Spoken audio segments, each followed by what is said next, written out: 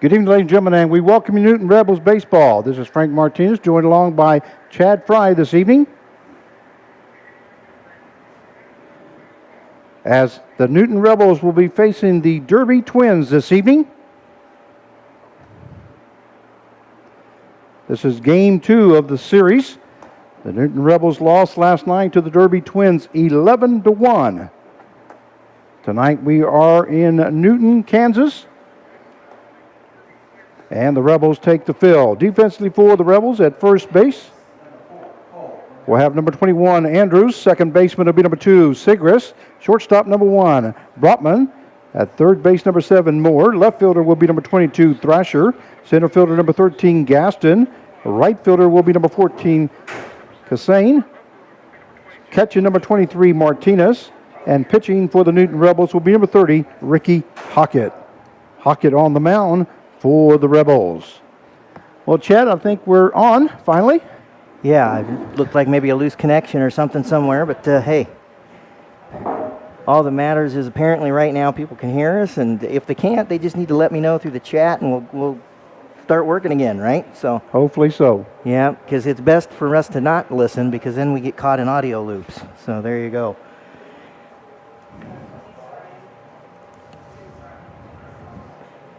So Ricky Hockett, who we know better as an infielder slash outfielder slash hitter, will start this ball game off on the bump for the Rebels.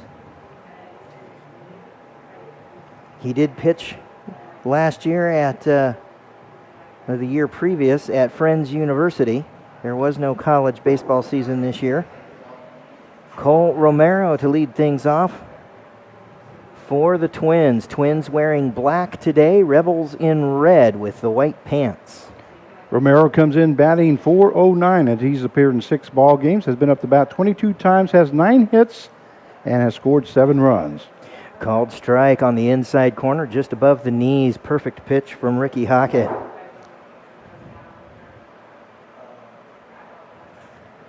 Strike called again on the inside half of the plate. This one a thigh-high fastball. And Hockett working the inside half right now. He's up 0-2 in the count. Breaking ball does not come down into the zone. He was hoping someone would chase. But Romero will lay off the high pitch, and it'll go to 1-2.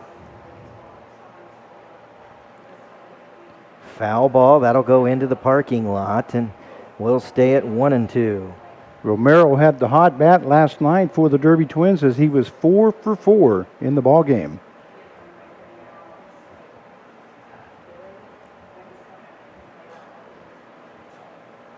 Fouls this one away again, and count will stay at 1-2. 6th pitch of the at-bat to come.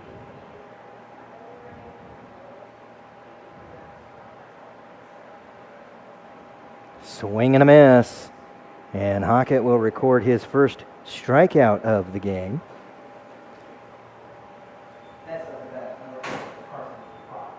Carson Proct now coming to the plate. Wearing number 8 on his back, he's playing second base today.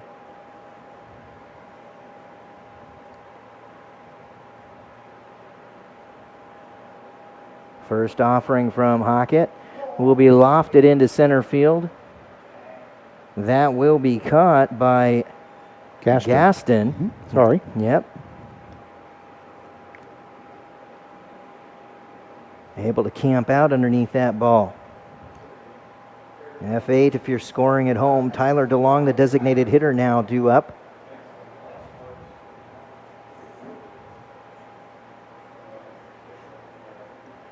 Hockett to deliver. Goes outside to the lefty and too far outside. Count will be 1-0.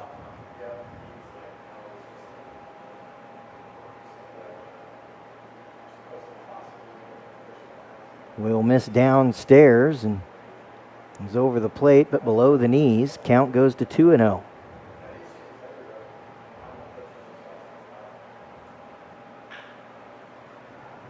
Line shot will go just outside the foul line down the first baseline.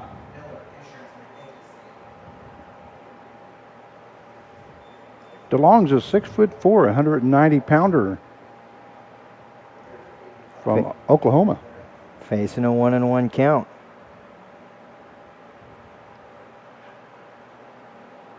Fouls this one back to the catcher.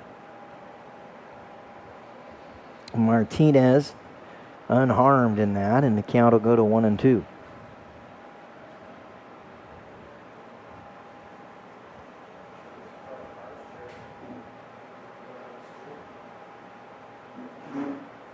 Check swing. Not even remotely close to anything worth an appeal. 3-2 now the count. Oh, I'm sorry, 2-2 the count.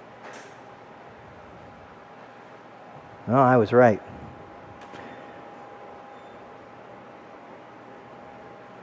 DeLong will be aboard with a base on balls. And Brennan now coming to the plate. Wearing number 11 on his back, he's playing center field. 2 away, a runner at first in Tyler DeLong. That is Brendan Van Brusigen. Yeah, I'm just sticking with Brennan. Thanks, man. Throw to first will not be in time. That was just a I'm watching you throw. 2 down here in the top of the first. Pitch is up over the hands. Let go by for ball number 1. Van Brusigen went 2 for 4 last night. He scored 2 runs, and he had 4 RBIs as he had a home run in the first inning that scored 3 runs in that inning. So he was a rebel killer last night. Fly ball into right. Sam Kissane will camp underneath it and make the play. So it'll be no runs, no hits, no errors, a runner left as we head to the bottom of 1 with no score. Due up for the Rebels will be Jack Sechrist, Andrew Brotman, and Enzo Bonventre. They will face Brenton Thiels. Well, he's a tall drink of water, isn't he? Yes, he is. See what information I can give you on him. He's a 6'11", 245-pounder. Stole one from basketball, didn't we? Yeah. Wow. He's a lanky one. He is, and that reminds me of the time that I was calling an NBC game. I was on first base, getting before the game started, trying to get the pronunciation of one kid, and I was facing home base, and coach was facing out in the outfield, and I said, "Hey, coach," I said, "how do you pronounce this kid's name?" And he said, "Hey, so-and-so, how do you pronounce your name?" Not knowing that the kid was walking up back behind me, and he says, "Hey, coach, is it okay if he calls me Bubba?" He's standing right behind me. He's 6'11", 280-pounder. I look up at him and I said, "Young man, I'll call you anything you want me to call you." Yes, you will. Yes, you will. Oh, Bubba it is, huh? That's just one of my years out of the 26 years that I've been the PA announcer for the NBC World Series.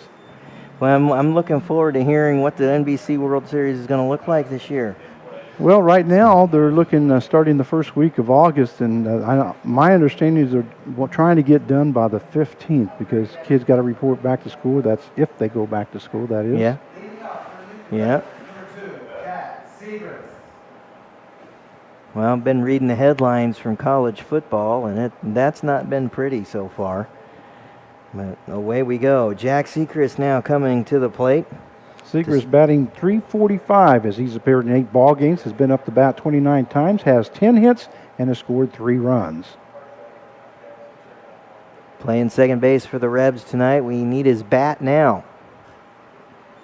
Inside out one, down the right field line, and was that wow. An ESPN-worthy diving catch at the line for Carson Shively will rob Sechrist of a hit. That ball was hit right down the line. Nice job there by Shively. Yeah, that was a spectacular defense. Andrew Brotman now coming to the plate. He's playing shortstop for the Rebs tonight.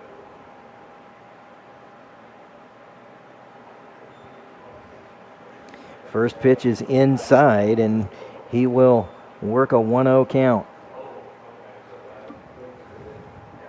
Brotman comes in batting .241 here for the season. Swing and a miss. Bad intentions for that baseball. Had great bat speed there, but the result is a strike, and it's a 1-1. Brotman went 1 for 3 last night.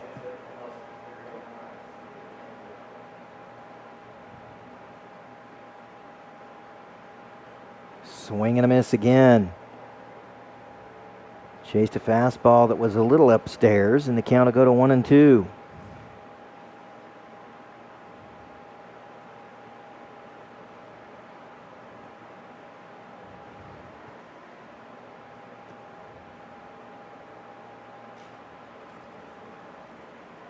Inside pitch is fouled down the first base side, and that will be caught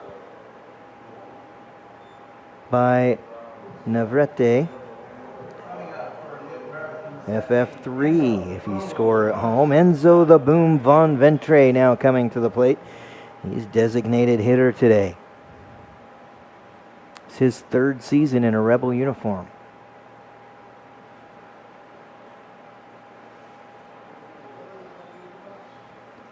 Strike call right on the knees on the outside corner.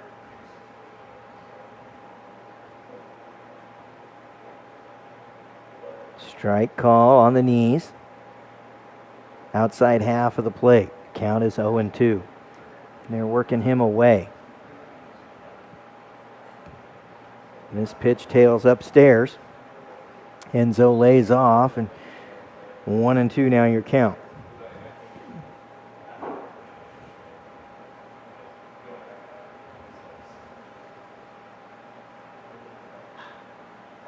Hard shot to left. You can put a stewardess on that ball. It's gone. And that is Bonventry's third home run of the season, his second in league play. Attaboy, Enzo. That puts the Rebels up 1-0.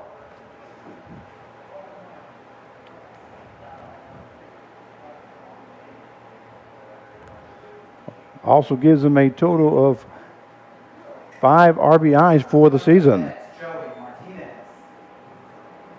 And that'll bring Joey Martinez to the plate, catcher today. Now people know why we call him the Boom. Yes. It's fun to watch when he gets a hold of that baseball. Martinez comes in batting .333. He's appeared in 8 ball games, been up to bat 21 times, has 7 hits and scored 3 runs. Takes ball 1 low and away.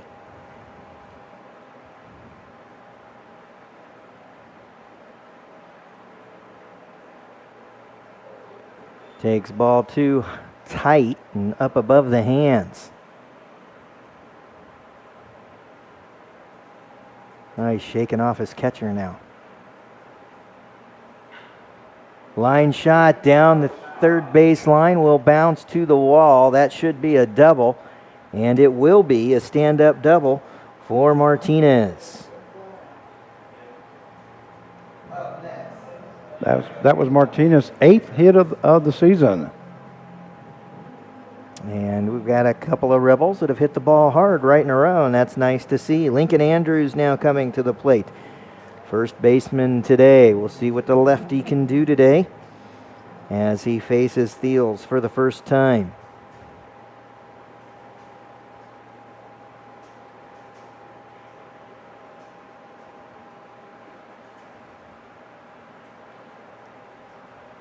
Pitch goes in the dirt. He lays off, and 1-0 the count. There's 2 away right now, and a runner in scoring position.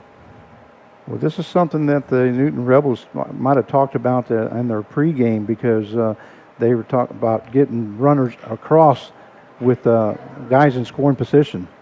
And Clark is going to wave him around to come home. Play at the plate. No, the ball gets away. It's going to be a single with an RBI and an error. So Lincoln Andrews gets an RBI single. Martinez comes home on that single. And Andrews will advance as the ball gets away from Freeman there at the plate. Davis Gaston now coming to the plate for the Rebels. He's playing center field. Had that nice defensive play in the top half of this inning. And he comes into the ball game batting .333. He's appeared in 7 ball games, has been up to bat 18 times, and has 6 hits. Fouls this one down the first base side and out of play. Count will go to 0-1.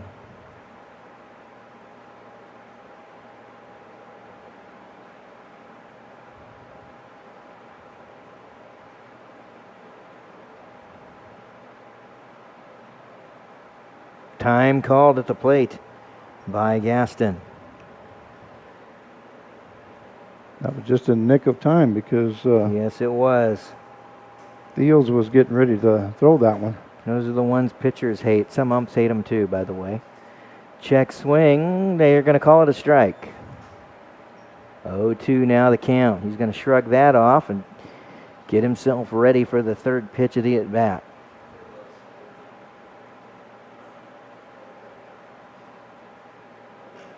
Ground ball off of Thiel's glove. If he hustles, he can get there, but no, they got the play. Romero making the throw over to first to end the Rebel threat. But that's 2 runs on 2 hits, no errors, and a runner left in the first. We'll head to the top of 2 with the Rebels up by 2. Due up in this second inning will be Shively, Clemens, and Freeman for the Derby Twins. And Ricky Hockett coming back out to the mound. And I'm going to try to get rid of that noise. I know what it is. It's those fans that are on. So I'm going to shut those fans off, see if it gets rid of that noise in the background here. That would be something our folks watching would appreciate, I'm sure. Take a moment here. Want to say thanks to Miller Insurance Agency and Elaine Brown for her sponsorship of the Newton Rebels. Also want to thank American Family Insurance and Ken Hall for their sponsorship of the Newton Rebels.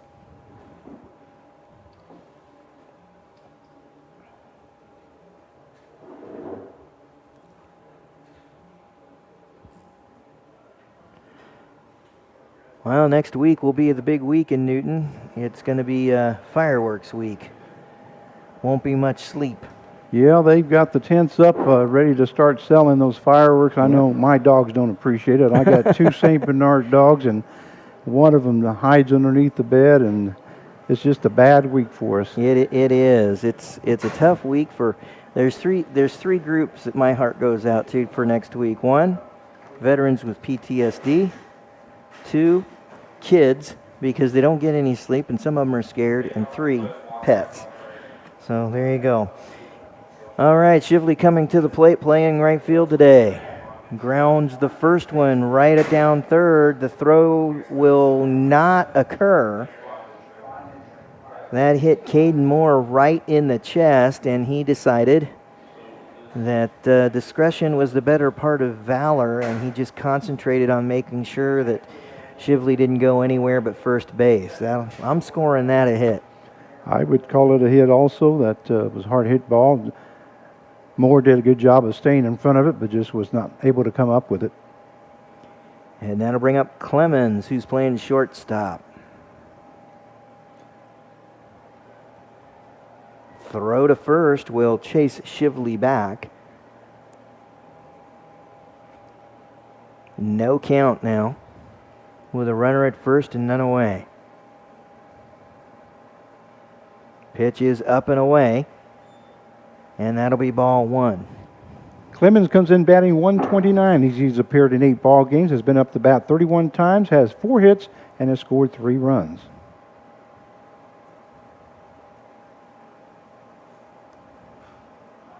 Pops him up, foul territory. That's going to end up behind the visitor's dugout, and count will go to 1-1.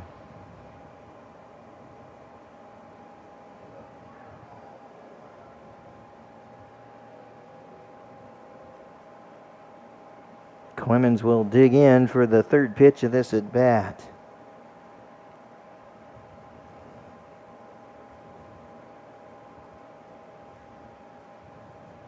Throw to second. Gets airmailed. We Rube Baker the throw to second. It'll be a stolen base for Shively. Pitch was low, and the count will be 2-1. Too bad that throw wasn't down a little bit. They might have had a chance there. He had a hard throw, but it just flew on him.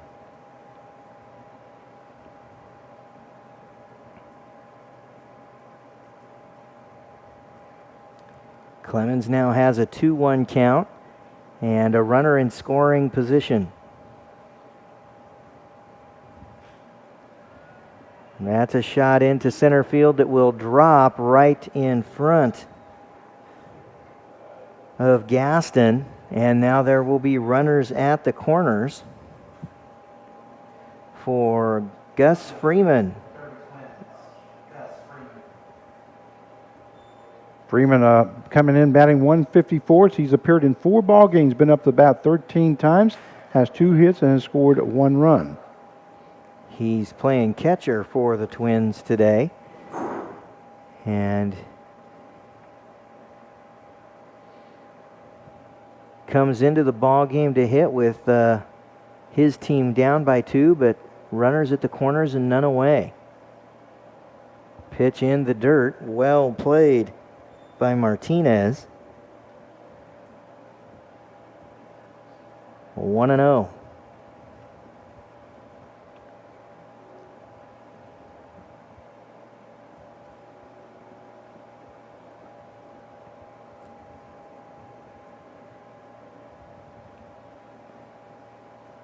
Pitch to Freeman is going to be singled into left. And that's 3 straight hits. That'll be an RBI for Freeman as Shively will come home. And Juan Navarrete now coming to the plate, the first baseman. Runners at first and second, none away. Rebels clinging to a 1-run lead right here.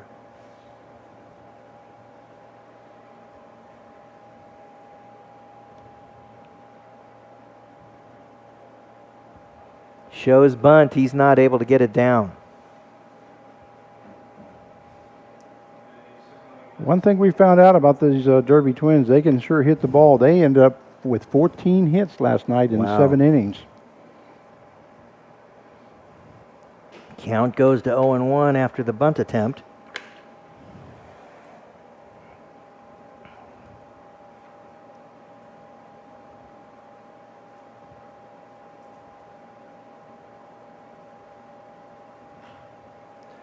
Line shot to center. That's going to drop right in front of Davis.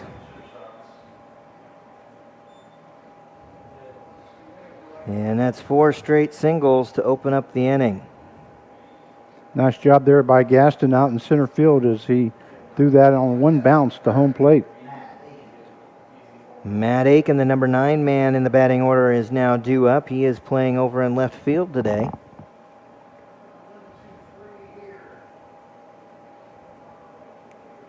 Bases juiced and none away.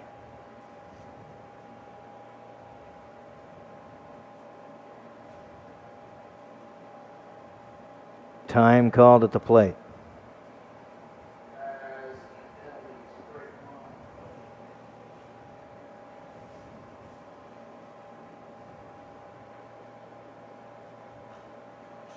Fouls this one back to the screen. It'll be 0-1.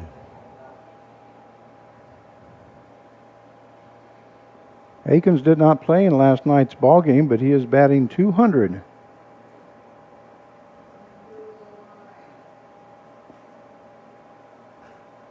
Pops him up on the infield. That should be an infield fly rule.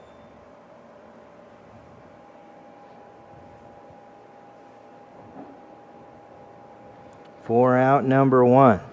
Nobody runs, as they shouldn't, in that given situation. Cole Romero now coming to the plate. He was a strikeout victim in the first. Double play here sure would be nice for the Rebels. Pitch is outside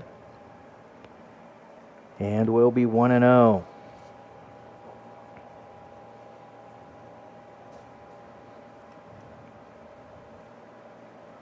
Pocket goes after the knees, but is a little too low with the fastball, and the count will go to 2-0.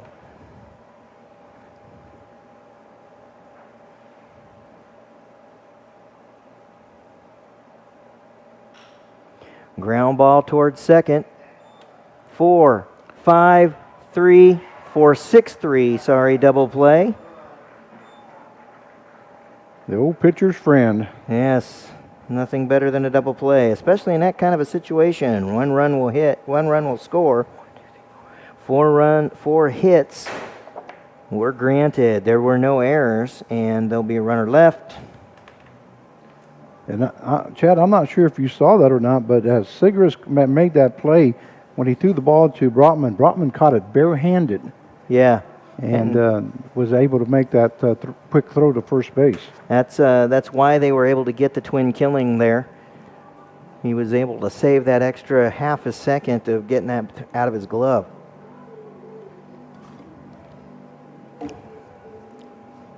We do not teach that in machine pitch, in case you're curious. We're more concerned with just getting the ball where it needs to go.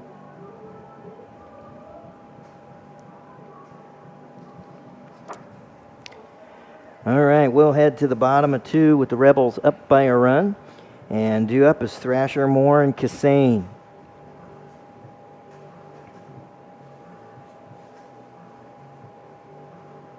Want to thank Conrad Insurance Group and Dan Heinze, and also Boston Insurance with Mark Boston for their sponsorship of Rebel Baseball this year. And speak of our sponsors, Duty Work, is it? Yeah, we got a dog in the press box. Got a dog in the press box. Somebody called Duty Works. We can get them to demonstrate their services this evening. Tommy Thrasher is starting to walk his way to the plate to face Brenton Thiels.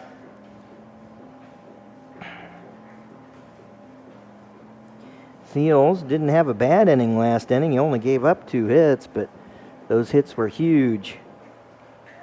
They ended up leading to 2 runs for the Rebs. And it's 2-1 here as we start the second bottom of the second with Thrasher. Thrasher's looking for his first base hit of the season, and he's been up the bat 6 times, has scored 2 runs, but has no hits so far. He'll take strike 1, a belt high, breaking ball on the inside half of the plate. Looked like a slider maybe. Fastball right down Broadway will miss just above the hands, and the count will be 1-1.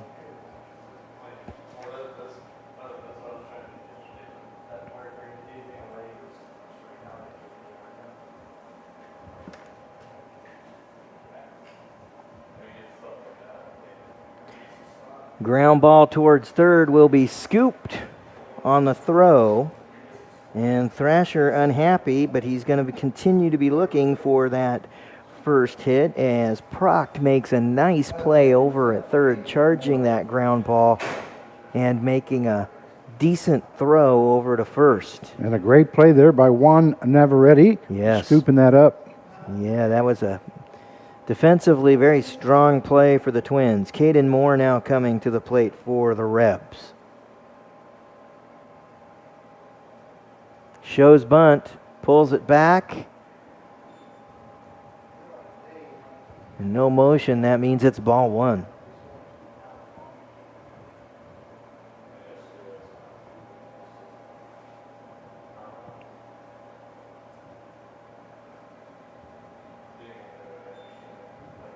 Ball just misses inside. Count goes to 2-0 after the bell tie offering.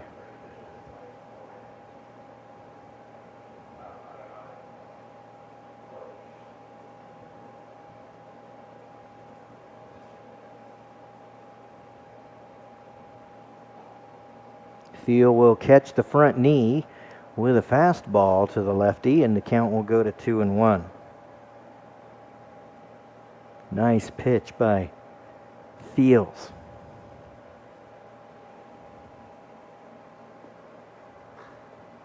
Pitch will tail away from Moore, and it will be too far outside. And we get the hitter's count of 3-1.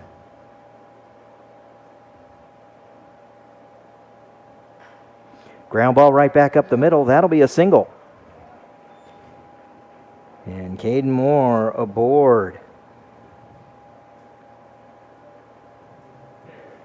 Sam Cassane now coming to the plate. He's playing over in right field today. This is Cassane's first ball game with the Newton Rebels This year. this year. Yes. So first appearance for Sammy, and we'll see what he's got in mind tonight. Fields is coming home. Ground ball towards first. That's going to be Bucknard, and it's going to be runners at the corners. Yes, under the tag. Throw is a little high and not quite manageable. And I'm going to have to defer to my good friend Mark Schnabel whether that's hit or error time. We'll see what point streak gives them here. And That's going to be an error. As he Bucknered that ball. There's no two ways about it. So, one away, runners at the corners for the Rebels. We're back to the top of the order with Sechrist.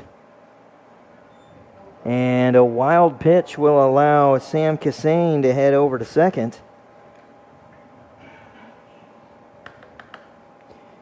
Ball one to Sechrist, and he now has two runners in scoring position with one away. Well, that's not good body language. Ground ball towards third. He'll look the runner back towards third. Play at the plate, and they got him at home. So if you're scoring it at home, Sechrist is out 5-3, while Moore is out 3-2 as he tried to go, but the throw home was in plenty of time. It's no runs on one hit, one error, and a runner left for the Rebels in the second. And we'll head to the top of the third with the Rebels up by one. And due up will be Proct, DeLong, and Brennan. Taking a look out on the mound, Hockett is coming back out for the third.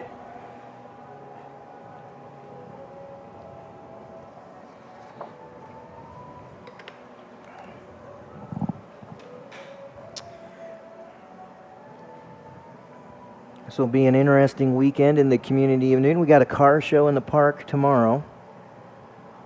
And we have temperatures headed towards the upper 90s all weekend long. And I looked at my Reb schedule. We've got Monday night ball game back here. And also Monday night there'll be youth ball in Centennial Park. So lots of fun stuff to do here in Newton, Kansas this weekend. Well, the Rebels play here at home tonight. They go on the road to Panther Park on Saturday, or back home on Sunday. And then on Monday, we have that makeup game with the Hudson Monarchs at Hobart Detter Field.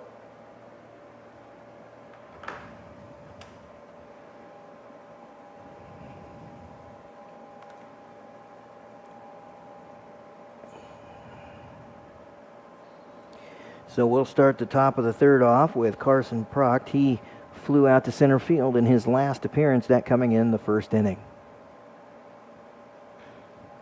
First offering will be low and away, and it'll be ball one.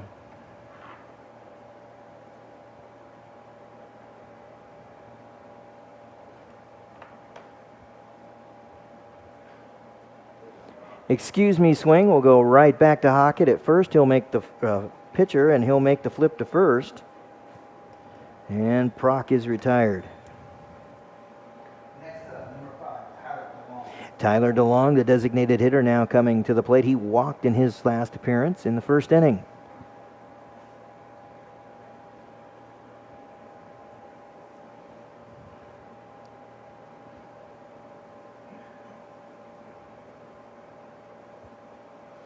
First offering from Hockett will be lofted into center field. Gaston on his horse and makes the play. Nice play by Davis Gaston. That was a great jump there by Darius Gaston. He just took off as soon as the ball was hit into left center field and made it very easily, made it look very simple. Gaston's got some wheels and he showed them there. And that'll bring up Brennan, who flew out to right field in his last at bat. Pitch is upstairs over the hands, and it'll be 1-0. That was a pretty good pop on the glove there. Not sure what the velocity was, but we don't have a speed gun. We'll put that in the budget for 2 years from now. How's that work? Strike one. Called on the inside half of the plate.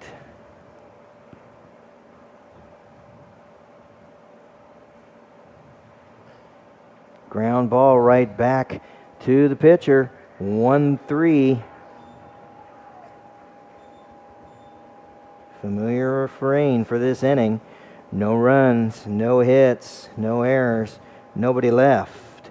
And we head to the bottom of the three with the Rebs up by 1. Due up for the Rebels, Andrew Brotman, Enzo Bonventre, and Joey Martinez.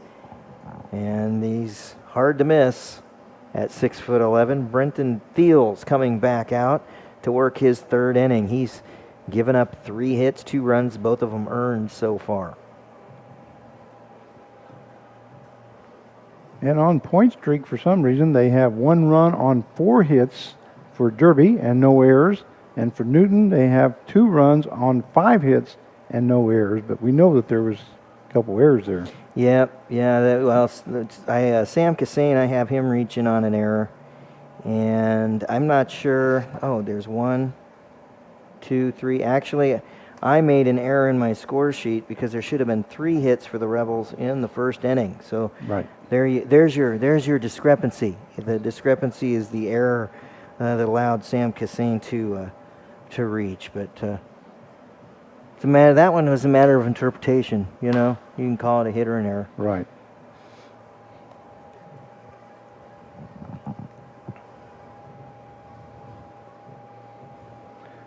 One of these days I'll get the rust shaken off. My daddy taught me how to keep score while watching the Class A Cedar Rapids Reds, which later became the Cedar Rapids Colonels. All the way back in 1978 is when he taught me that. That makes me seem old, doesn't it, Frank? It makes us all old. Well, the Rebels have already out-hit themselves from last night. They only had 4 hits last night as they scored 1 run. They already have 5 hits here in the ballgame. So, well, and they've also outscored themselves from yesterday, right? So they doubled up. Yeah, let's keep that trend moving. Andrew Brotman coming to the plate. He popped up foul and was retired in the first. Breaking ball is let go by for strike 1, just above the knees and on the inside half of the plate.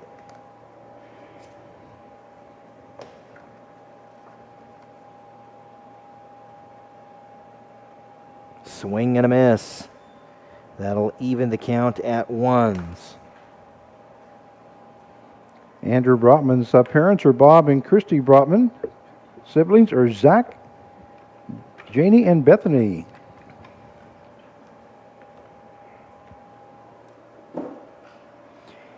Chases a breaking ball, and he's going to pop this one up on the infield, and that will be caught. It's going to be caught about 15 feet from home plate by third baseman Carson Procht. Procht did a great job there as he called the catcher off and was able to make that catch. Enzo Bonventre coming to the plate. He had a home run in the first. He opened up the scoring for this particular ball game. And that was his home run swing right there. Came up missing. And it'll be 0-1.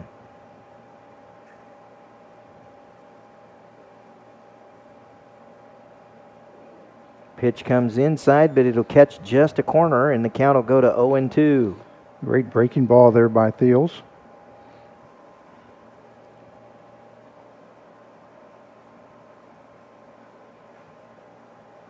Swing and a miss. Pitch was away from him, and that'll be a strikeout for Brenton Thiels, his first of the ball game. And that'll bring up Joey Martinez, who doubled in the first. He then later scored on that single by Lincoln Andrews.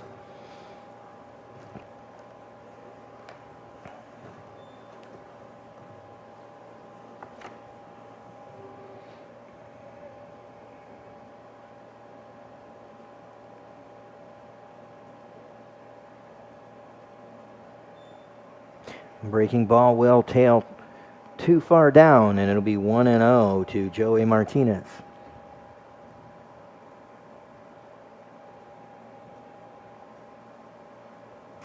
Fouls this one back to the screen, and the count is 1-1. I'd like to say hi to Joey's Martinez's parents, Stacy and Joe Martinez. He has 3 siblings, Caitlin, Zach, and Matthew.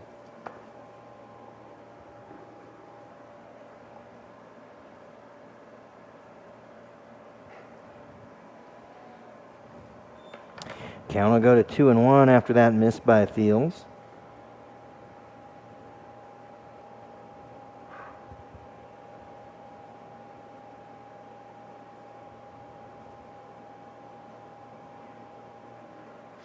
Called strike on the inside half with the breaking ball.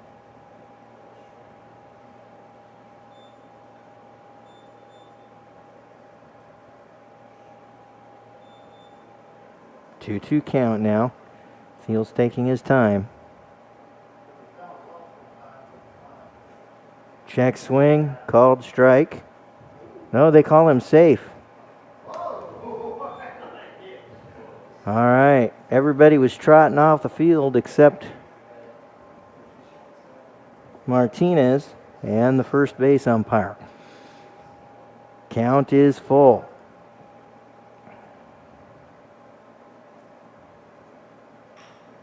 And he'll dump this one into center field for a single. Hey, he's just got a triple and a dinger to go for the cycle. Hey. Lincoln Andrews now coming to the plate. Had an RBI single in the first.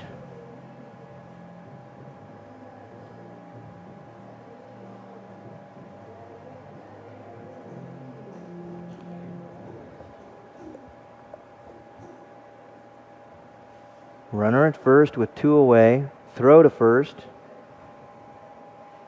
Not in time. Martinez dives back. Line shot down the first base side will be foul. And the count will go to 0-1. Well, Chad, have you noticed the difference in the bats here this evening? Got a lot of pop to them here tonight. We're getting some good bat speed today. Mm-hmm.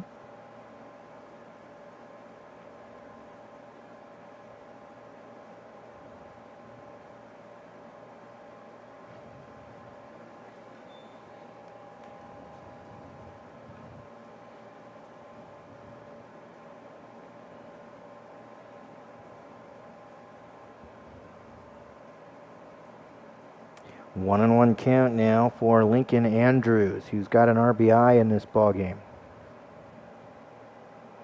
Called strike on the outside corner, knee high.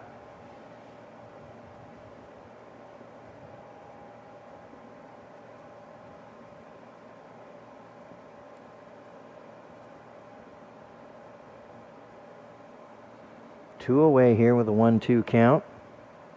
Pitch comes inside, he'll dance away from it. And that'll even the count at 2s. We got Deuces Wild on the scoreboard. 2-2 count with 2 away.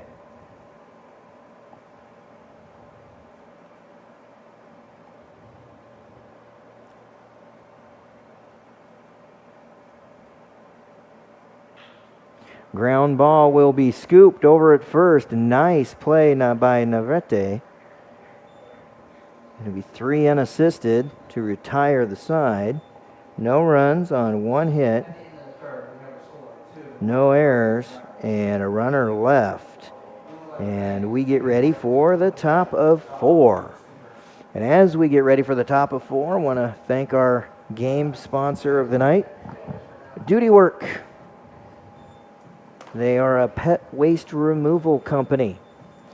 And so if you need your pet waste removed from your yard, or because your dog has been naughty, your neighbor's yard, give a call to Duty Work, 316-542-1122, or go to DOODYWORK.com.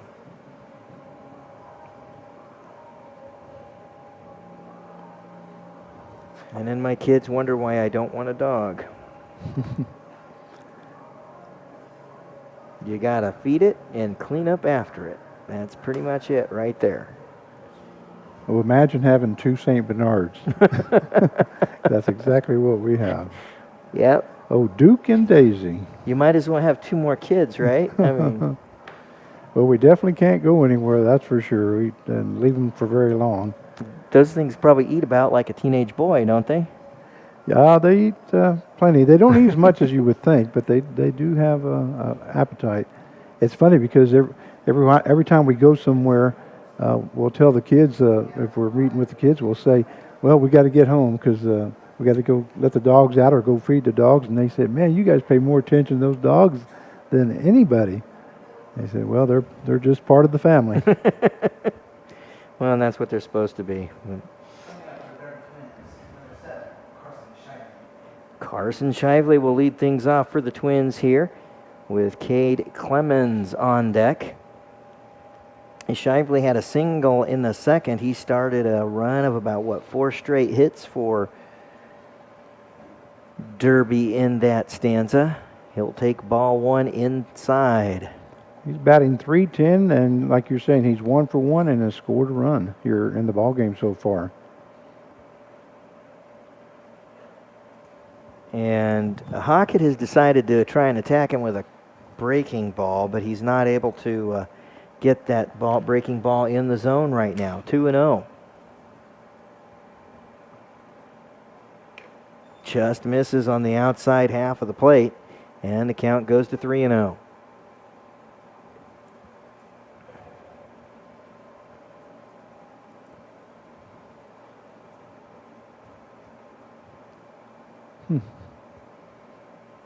Got 3 and 1 now. We got 3 and 1 somehow.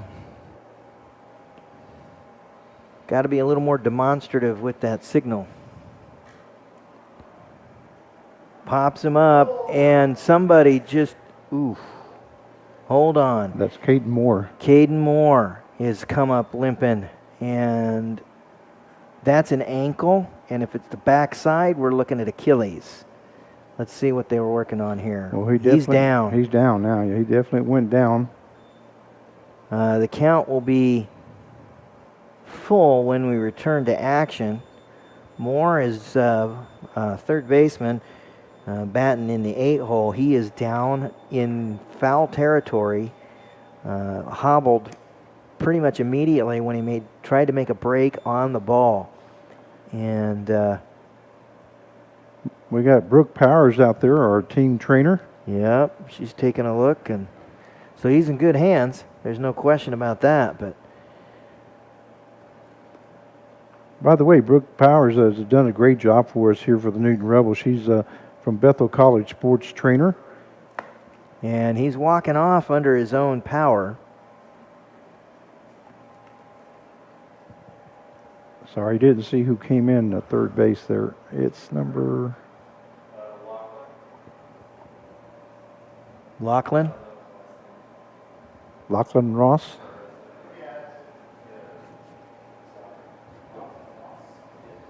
Lachlan Ross will come in for Caden Moore now. Number 3, Lachlan Ross. That was a strikeout, looks like.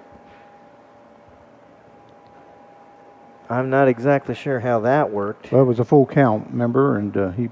That is a foul ball that was uncaught. No, just now. He just. Oh, we just- delivered a pitch. Yes, he okay. delivered a pitch, All yeah. right. Well, they caught me. All right. So strikeout to open up the inning. So Ricky Hockett, he got himself down 3-0 and battled back into the count and got himself a strikeout. Now he's got Cade Clemens, and he delivers strike one to open that at bat, and this will be dumped into the gap of left center. It'll go all the way to the wall. He's going to try and hoof for 3, and it looks like a stand-up triple.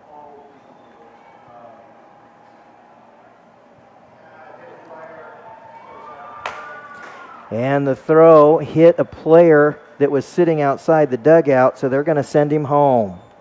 So that's a triple.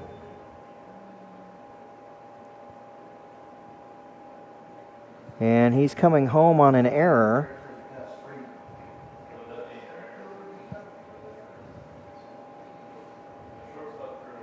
I think that would have to be on the shortstop who made that cutoff, wouldn't it? Yes, it's on the throw. The error's on the throw. That was definitely a throw that should not have been made.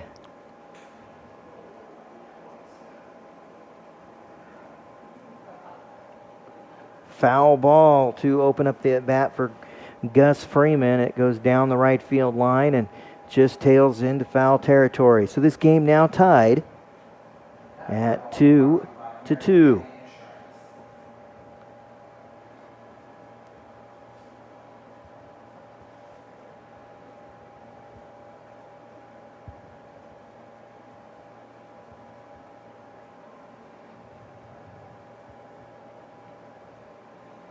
A 1 count with 1 away.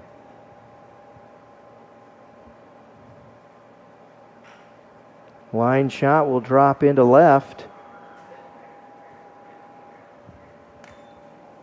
And that'll be a single for Freeman, his second of the ball game.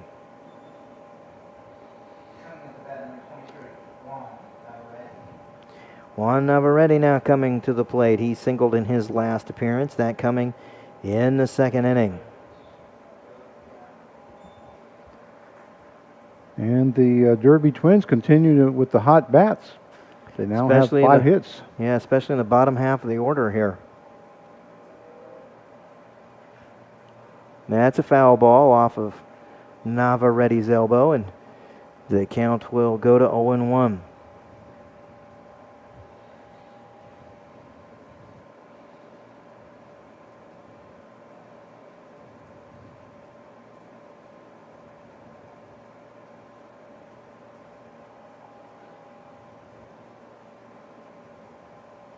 Throw to first will not be in time.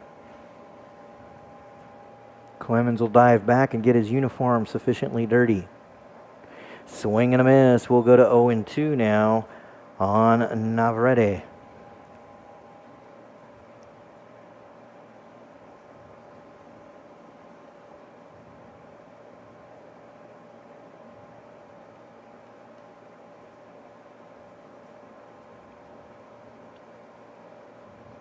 Pitch comes inside. Count will go to 0-1 as he jumps away from the fastball.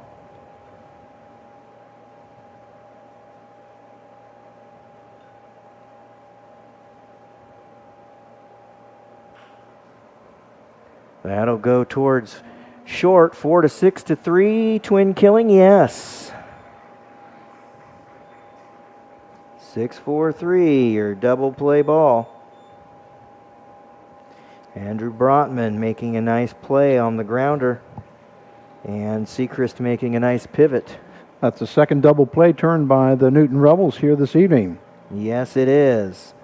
We need those double plays on the bottom half of this batting order that has been putting that ball in play.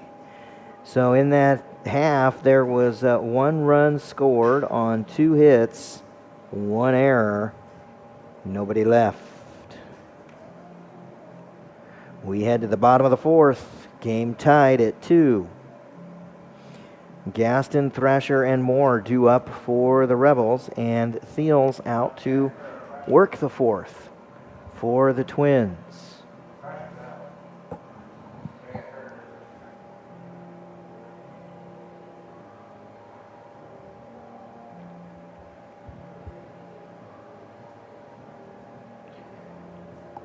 Take a moment here to thank a sponsor or two. We'll thank Pouch Enterprises and Kevin Pouch and Realty Connection Store Stuff and U-Haul, which is Brad Elliott and Connie Vinar. Thank you for your sponsorship of Newton Rebels baseball. As Thiels comes in here to start off the fourth inning, he has gone 3 innings, has given up 6 hits, 2 runs, 2 earned runs, 1 strikeout, as he has faced 14 batters so far. Not a horrible line right there. And Ricky Hockett, not a bad line either. He's given up 2 runs, but only 1 earned. Yeah, Hockett has gone 4 innings, has given up 6 hits, 2 runs, 2 earned runs, 1 base on balls, and 2 strikeouts, as he has faced 17 batters. So Darius Gaston now coming to the plate. He grounded out in his first appearance of this ball game, that all the way back in the first inning. That was that hard hit ball back to the pitcher, then it went to the second baseman, and who ended up going to first base on that play. Yes.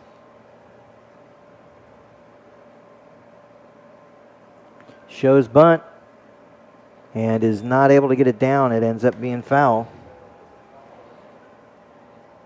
Gaston's got a lot of speed. He can lay her down. Yes, he he's does. really laid down some really nice bunts, too, this year for the Rebels.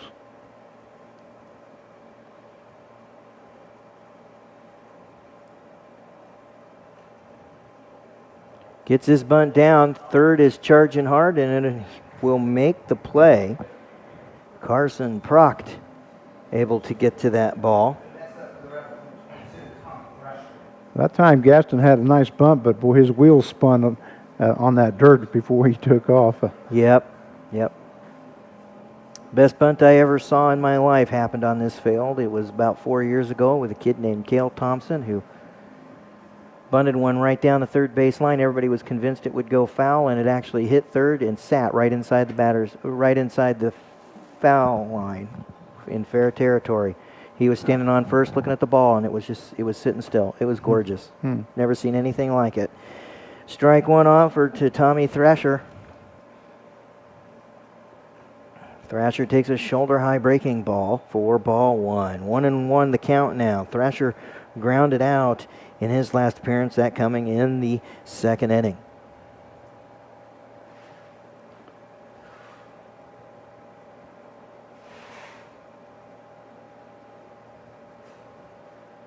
Thiels will deal and swing and a miss.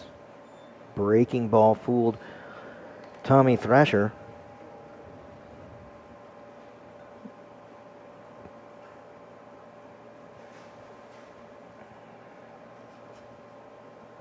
One and two count. Pitch goes in the dirt and outside, and we'll go to 2-2.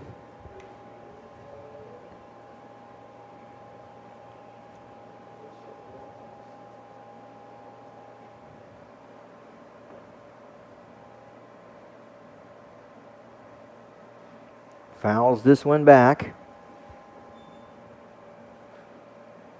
And did you happen to check on YouTube whether the comments anybody was posting any comments or not? Well, let's take a look and see what we got. Because I tried to go last night and to set the settings to where people could make comments. Not sure if I was able to do that or not. Yeah, they were commenting earlier when we were having some audio problems. That's what I thought. So, yep, we'll open up the live chat, and yeah, we're seeing them. And Mike Delahunty is he's saying there's hot bats, and yes, there's some hot bats out there tonight. Tommy Thrasher will be retired, and that will bring up Lachlan Ross, if you would recall, the pinch hitter / defensive replacement for Caden Moore, who came up hurt while trying to make a play in foul territory. First offering to Ross will be a curveball called a strike. I'd like to say hi to Lachlan's parents, Ian and Rhonda, and the siblings are Zane, Benjamin, and Ariana. And he will promptly dump one into right field for a hit. Welcome to the baseball game, Mr. Ross. Glad you're here.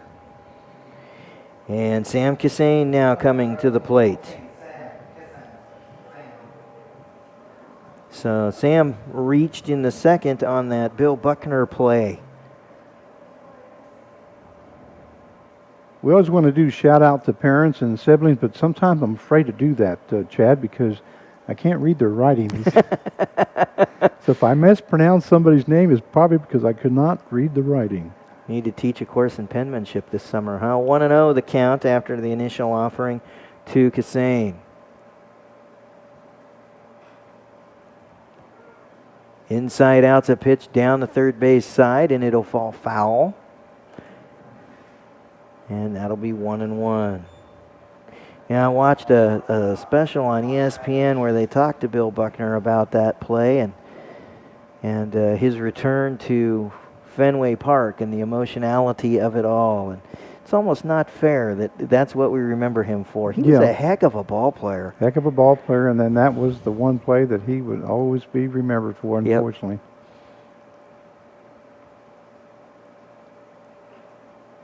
And it doesn't help that the sports channels play that over and over. Yep. Amazingly enough, the segment that I saw on that was in a special about Barkman. If you're a Chicago Cubs fan, you know that name very well. And a similar situation. Hey, grounded towards second, and the play will be made at second. 4-6 will retire Caden Moore. Sam Cassane into the fielder's choice. No runs on one hit. No errors. And nobody left. We'll head to the top of 5 with this game tied. Matt Aiken due up for the Twins. Also due up, Cole Romero and Carson Proct. Ricky Hockett is back on the mound.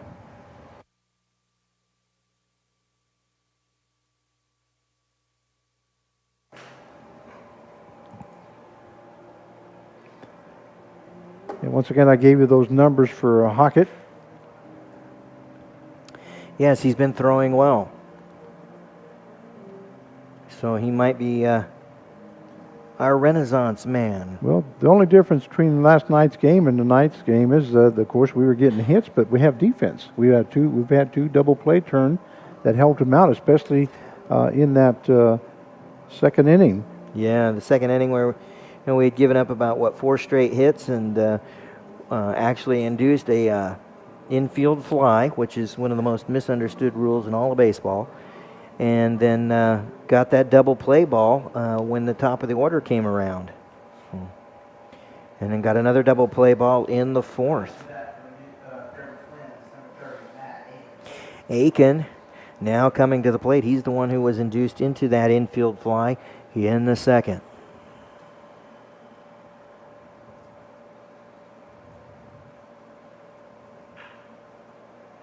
Fly ball will fall just into one of those Bermuda triangles in center field. And that'll be a single for Matt Aiken. Cole Romero now coming to the plate, hinted into a double play in his last at bat. That coming in the second. He's 0 for 2 with that ground out and a strikeout. So this will be his 3rd at bat against Ricky Hockett.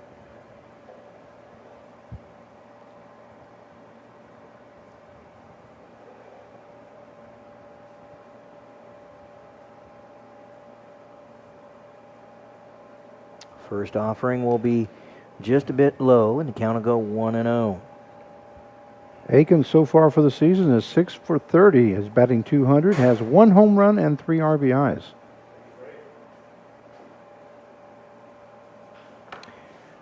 Ground ball.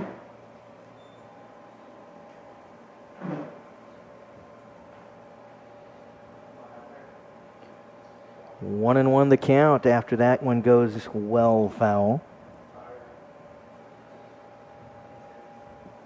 And we've got Coach Carve back in the press box. Yeah, I might put Coach Carve on here in case you want to ask him a couple of questions.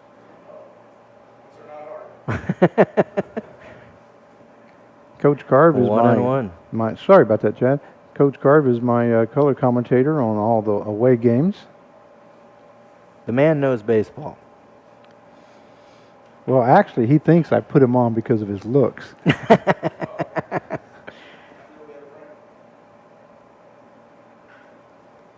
Fly ball into center field. Will be caught. Gaston making a nice play to get underneath that ball. It was well hit into deep center. And now there's one away, and Carson Proct coming to the plate. Proct is 0 for 2. He's got a fly out and a ground out.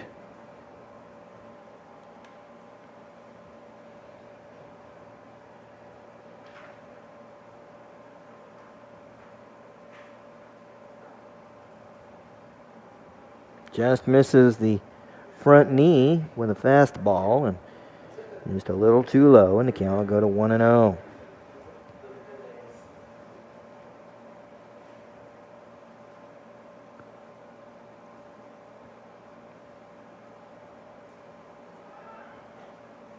Throw to second will be not in time, and there'll be a stolen base for Matt Aiken.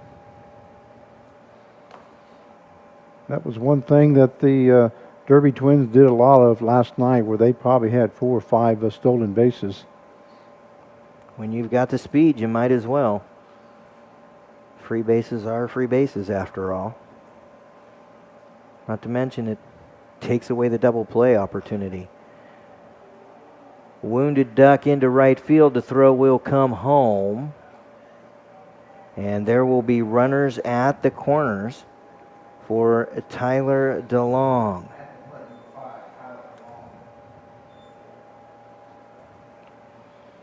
The designated hitter has gotten a walk and a fly out so far today. Again, this will be the third time DeLong has faced Hockett. So Hockett on his third trip through the batting order.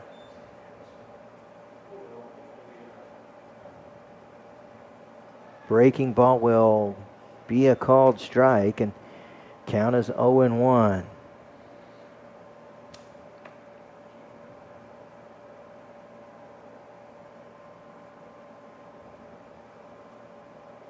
Throw to first. It's a I'm watching you throw to first. Well, it's a good job by Hockett, because last night we kind of forgot that they were standing at first base. Proct will take ball 1 inside. Sorry, DeLong. Proct, the runner at first, who dived his way back. 1-1 count now on Tyler DeLong.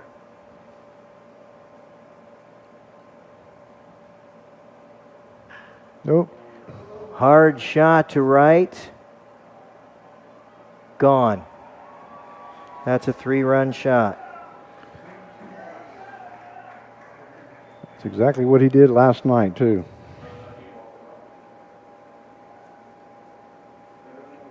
So Rebs now down by 3.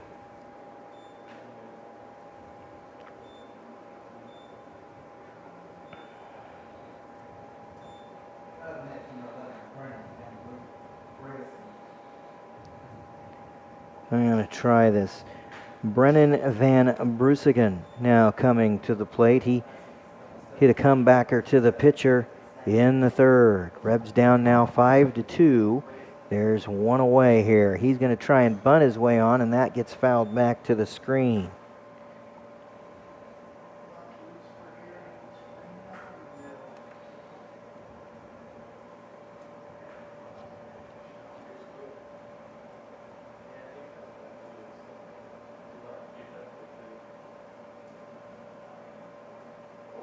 Breaking ball will miss inside.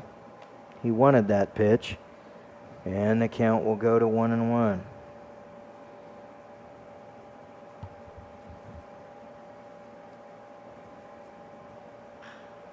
Ground ball towards short, 6-3 to retire him. Brotman making the scoop and the throw across the diamond. That will bring up Carson Shively, who's playing over in right field today. He is 1 for 2 with a single and a run scored and a strikeout.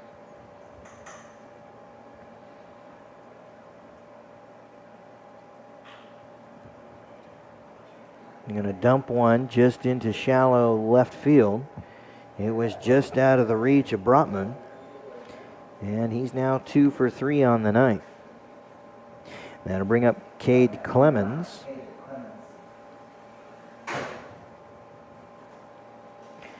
Clemens 2 for 2. He's got a triple, a run scored, and a single.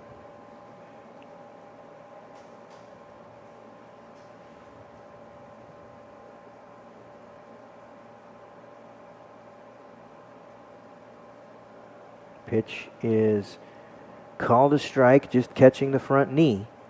0-1 the count.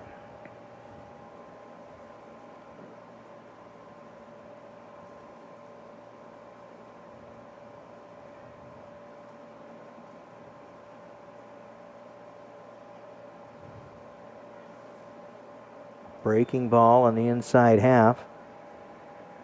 Is a called strike. Well, Chad, I was telling you earlier how good of a hitting team that Derby was. They've had 4 base hits here this inning. Yes, they have. Make it 5. That's into the gap. That'll go to the wall. That's going to score a run, and it'll be a stand-up double.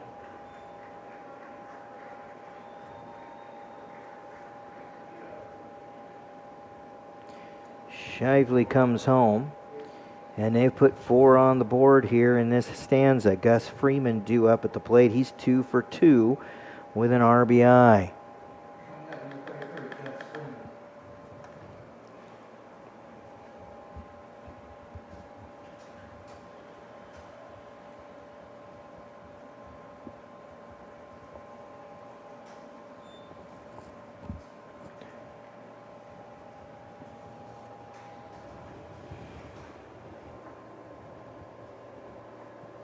Breaking ball, called strike. 0-1 the count.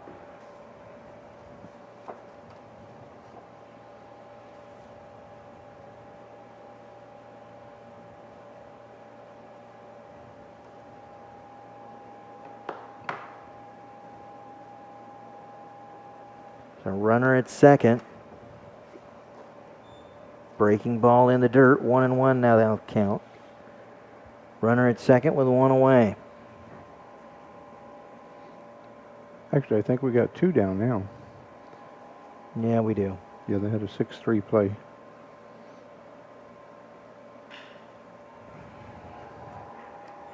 Line shot in the gap between short and third. And another run will score. Clemens, the runner, coming home. Juan Navarrete, who hit into a double play in his last appearance, that coming in the 4th, and he represents the 9th batter of the inning for Derby. It looks like we are going to get a pitching change for the Newton Rebels. Yes, we are. Clark is pulling the string on Ricky Hockett. Looks like coming in to pitch will be number 51, Jordan Bolt Jackson. It's a 6'3", 200-pounder from Southwestern College. He's a sophomore, and he's from San Diego, California. So we'll see what the mound builder's got in store as he comes in to make his first appearance in this ball game. He's got runner at first with 2 away, and due up is Juan Navarrete, who is 1 for 2 in this particular ball game. I'll give you the final numbers there for Hockett. Hockett ended up going 4 2/3 innings. Faced 25 batters, gave up 12 hits, 7 runs on 7 earned runs, 1 base on balls, and had 2 strikeouts.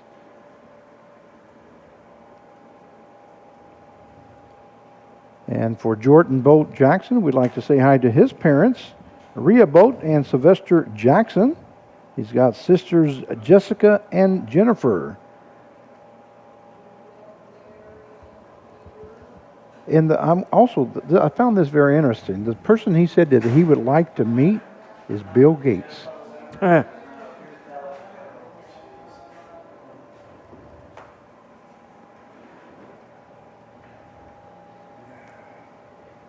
Well, he needs to get one out here so we can get to the bottom half of this inning and the top of the Rebel lineup.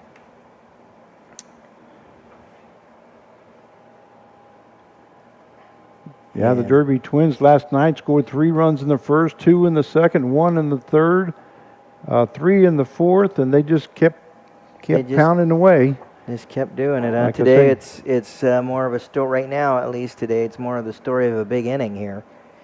They gave up. They had 14 hits last night, and they got 11 here today.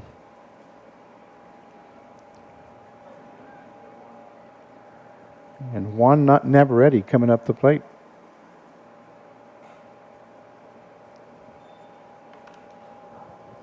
Ball 1 from Bolt Jackson.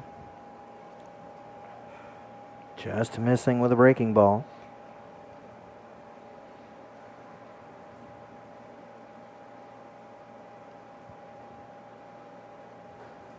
Goes after him with a fastball, but it's going to miss below the knees. 2-0 now, the count.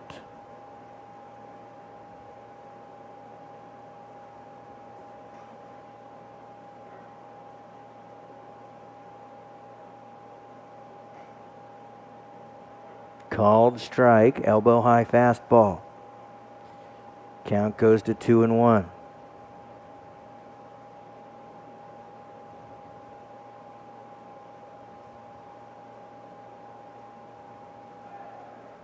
Runner going. Hit and run was on, and they hit that ball foul down the third base side. Just foul. It hit just foul and underneath the 330 sign. 2-2 count.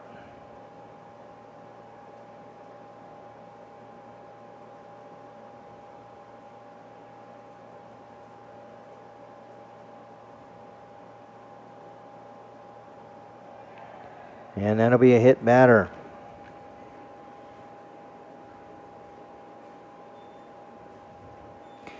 And Matt Aiken now coming to the plate. He singled in his last appearance. That was the first at bat here in the 5th. He is the 10th batter of the inning for the Twins.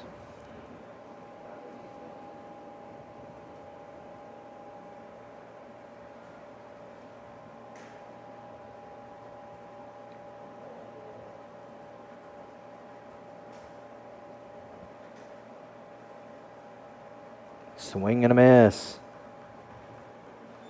Bolt Jackson pulled a little something off of that pitch to induce the swing and a miss, and it's 0-1 now to Aikens.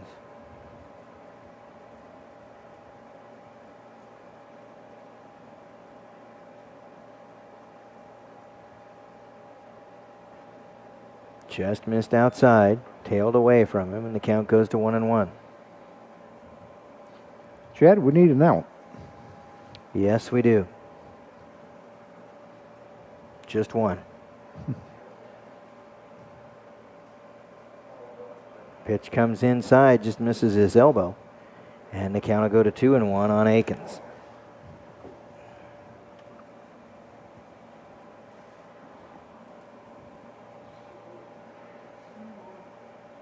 Bolt Jackson delivers.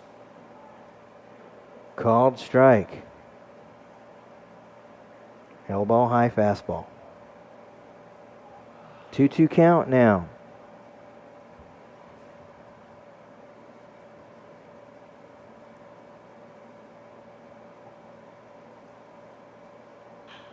Ground ball towards third. He'll step on third. That will retire Freeman. But the damage done.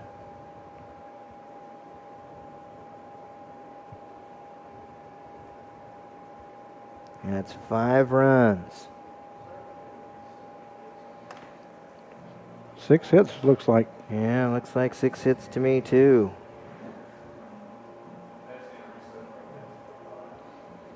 Couple left. And Brenton Thiels will come back out to work the 5th for the Twins. Due up for the Rebs is the top of the order with Sechrist, Brotman, and Boneventre. And the Rebs don't have to get all 5 of those runs back right here, but they do need to get a couple. Well, they are down 7-2 now here, as the Derby Twins have scored 5 runs in the top half of the 5th inning. And Carve said, "Let there be light." Carve, why don't you come over here and get on the air here? Maybe Chad can ask you a couple questions. Let me trade places with you.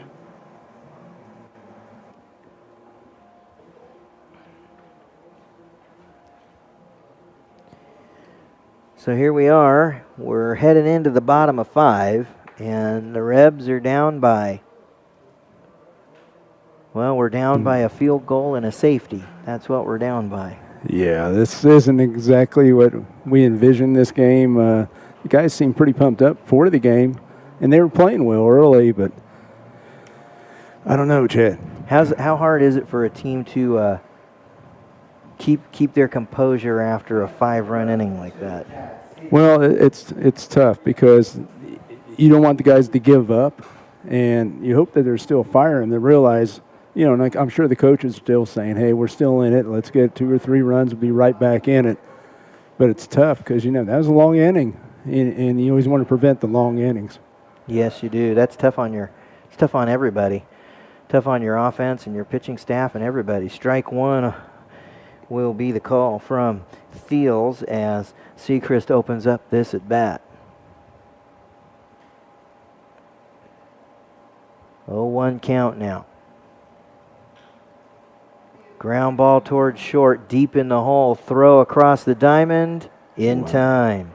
Yeah, I mean, they've been flashing some leather in the last couple of days that taking away some hits there, Chad. Yeah, I mean, that's, well, right there. That they took away a hit right there.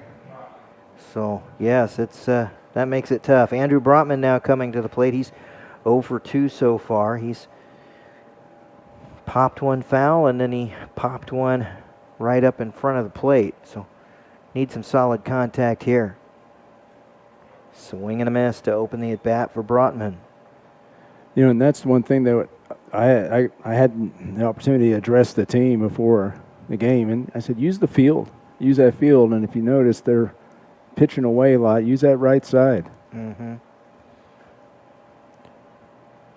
That one stays chin high, and the count goes to 1-1. And again, especially college pitchers, they're so used to that. And if you watch the catchers, and I've said this many times, watch the catchers because they'll show you where they're wanting to go.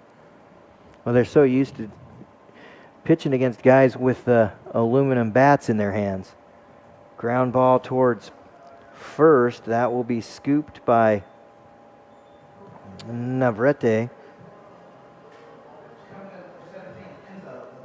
And here comes Enzo Boneventre. You know, and Enzo, if you watch, they're going to usually throw him. You know, he has a reputation from last year. I mean, they pitched away, and that's one thing Enzo did really well last year is go the opposite way. Right. We watched him really grow up as a hitter last year. Right. Oh, yes, we did. So they're just staying away. This one tails too far away, but it's called a strike. 0-1 the count.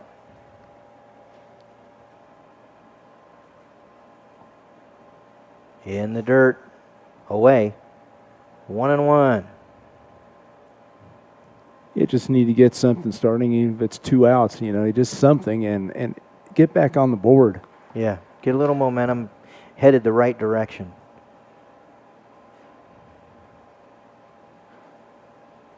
As you notice, everything's away. Yeah, everything's away. 2-1 after that one is low and away.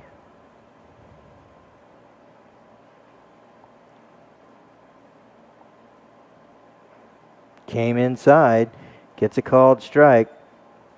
Yeah, and sometimes you don't know if they just miss their spot, but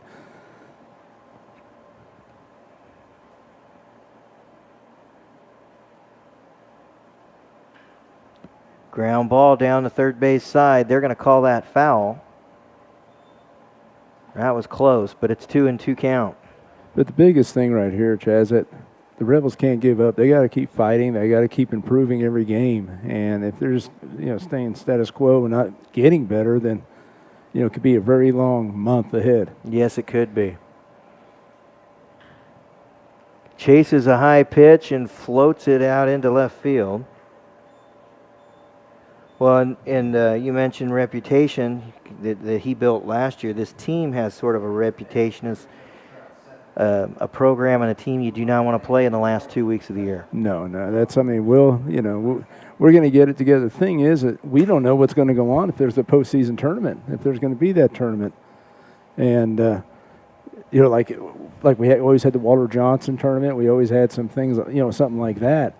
Are we going to have that? We don't have any idea. We have no idea. And the original, when we had a meeting with the general managers, it was Cheney's already in, so it's the team that's going to be finishing the highest will go. So right now, we're behind. Yeah. And we need to get on a roll and start knocking off and winning some series. Yes, we do. This has been one of the wildest off seasons ever. I'll tell you, when we were, I didn't know. I'm just being honest, I didn't know we were going to have a season. I didn't even order the hats. Usually I order those pretty early, but I knew, we're going to have a season. So I waited as long as I could, talked to my hat guy, the guy that puts them together, and said, what kind of timeline does it take? And then as soon as I found out, basically it's almost, middle of May? Yeah.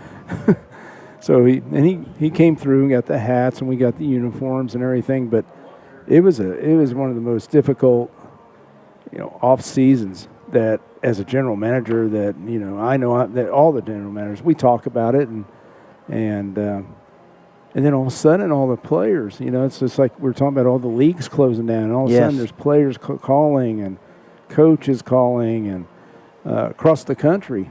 They were coming out of the woodwork. Everybody looking for a place to play. Well, hey, I'm going to let Frank back in here. I got to do those GM duties. Good talking to you, Chad. Enjoy. All right. So, hey, here we start the top of the sixth with the top of the order with the Twins. Cole Romero coming to the plate, and he and his Twins have a 7-2 lead here. First offering from Bolt Jackson will be inside, and it'll be ball one.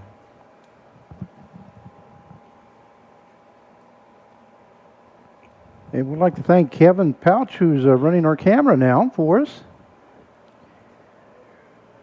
Fly ball into center.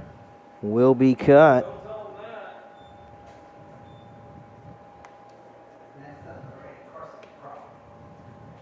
Gaston able to track that one down to record out number one. Carson Brock now coming to the plate. He is 1 for 3 with a run scored.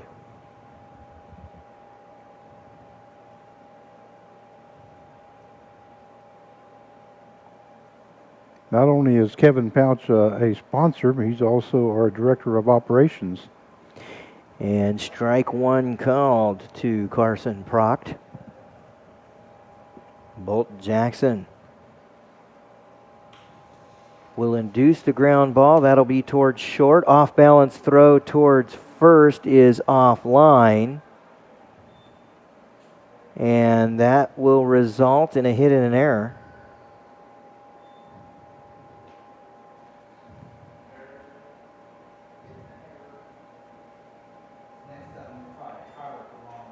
Brotman tried desperately to make that play, and there are times when the best play is no play at all. But now a runner at second for Tyler DeLong, who had the 3-run shot in the fifth.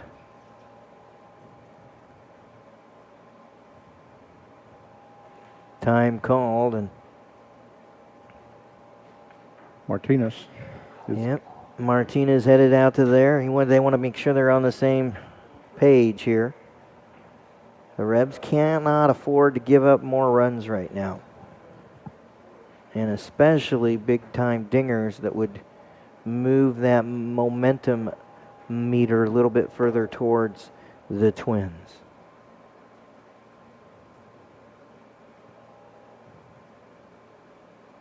Bolt Jackson will come home.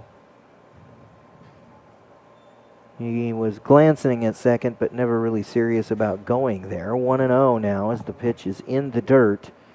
It kind of got away from Martinez, but he was able to keep it in front of him and keep everybody in place.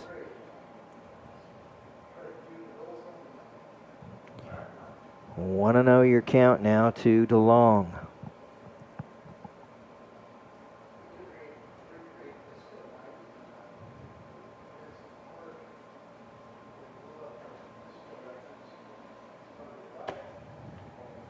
I don't know. I'd like to tell you what was wrong with that pitch, but I don't know. 2-0 the count now after missing with the fastball. Belt high must have just missed the outside corner.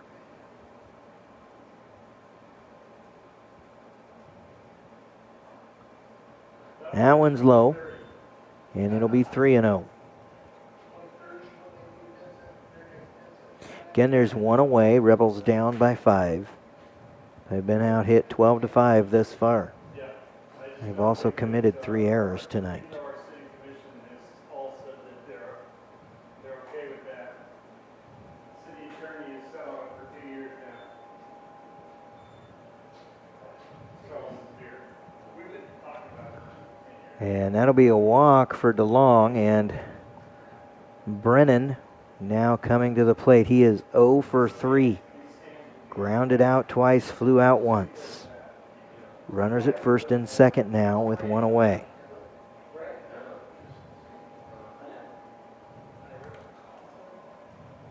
Yeah, we've given presentations and everything. And it's the city that actually regulates that. Ball 1 is the ball as the pitch goes into the dirt, and it'll be 1-0 to Brennan.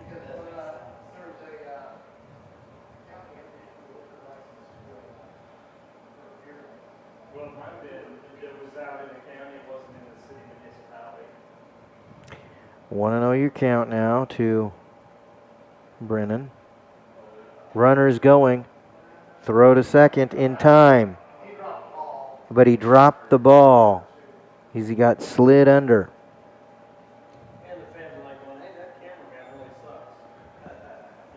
Well, the throw there by Martinez was definitely right on the bag there, and Sigris got slid into and dropped the ball.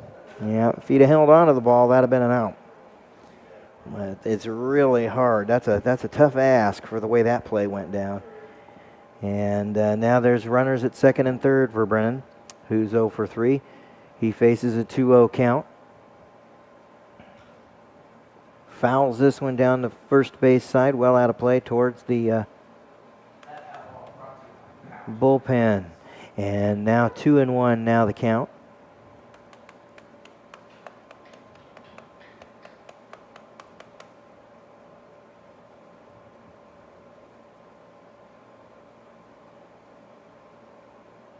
He'll step off and step back on. Bolt Jackson looking for the secret sauce right here.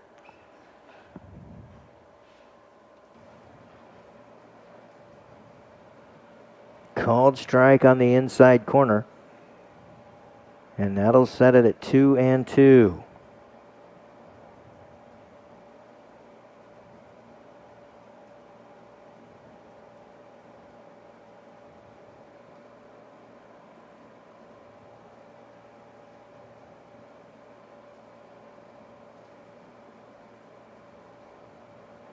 Swing and a miss. He gets the strikeout. Great pitch there by Bolt Jackson.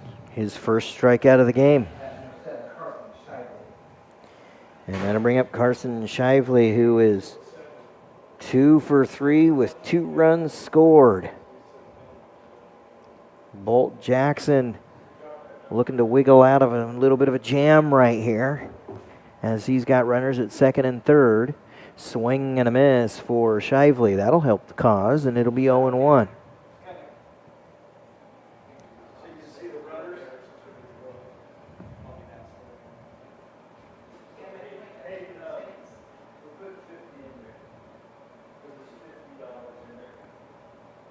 Bolt Jackson.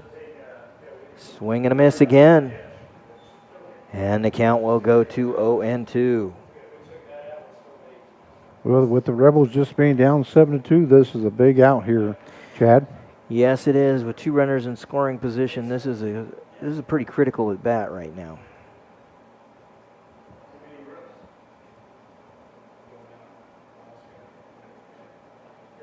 Check swing. They called strike. Back-to-back strikeouts for Bolt Jackson. Gets him out of the jam. No runs, 1 hit, 1 error, and 2 runners left. And we head to the bottom of 6. Rebs down by 5. I'm going to take one moment here. I'm going to thank a couple of sponsors, and then I'm going to take a really quick break. Roofing Services Unlimited and Brent Kaufman, major sponsor of Newton Rebels baseball. Thank you. And thank you to Shamrock Car Wash and Sean Penner for your sponsorship of Rebels baseball. And we've got a reliever coming into the ball game for Derby the Twins. Looks like it's going to be number 32, I believe. Yes, sir. That is Boston Dowd. D-O-W-D. Boston Dowd coming in. All right, I'm going to take a quick break. I'll be right back.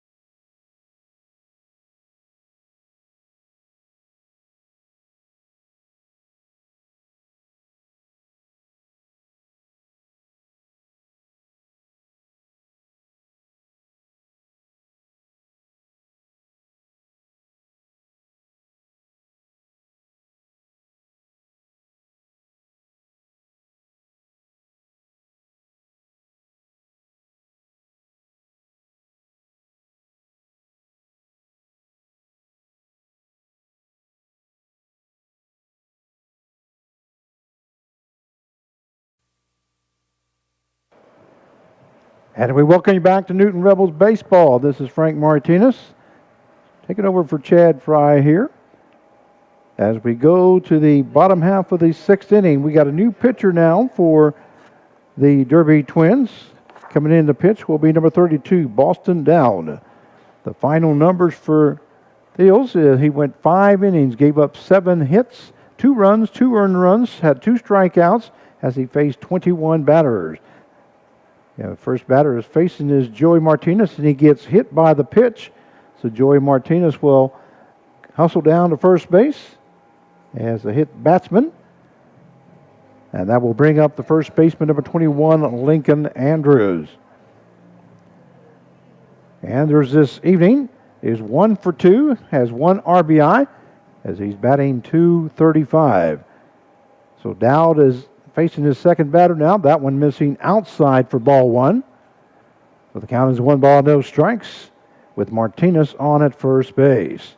7-2 is the score. The Derby Twins over your Newton Rebels at this time. And here's Dowd's pitch missing inside for ball 2. 2-0 now the count. So Lincoln Andrews, the first baseman for the Newton Rebels. Dowd's pitch is that one lifted into left field. That may fall in for a base hit. It doesn't. It gets by the left fielder as Martinez hustles over to third base, and he's rounding third base, going to be sent in home, and Martinez will score from first base, and standing in at second base will be Lincoln Andrews with a double and an RBI. The score now 7-3 in favor of Derby, and that will bring up the center fielder, number 13, Darius Gaston. Gaston so far this ball game is 0 for 2 as he's batting .318. Well, Chad, we had hit batsman by Martinez and then a double by Lincoln Andrews into left field to score Martinez from first base. That's what we needed. Needed to get back on the board. Give the dugout a reason to feel a little better about themselves and start the momentum head in the right direction. Gaston shows bunt and pulls it back, and it'll be 2-0 count now.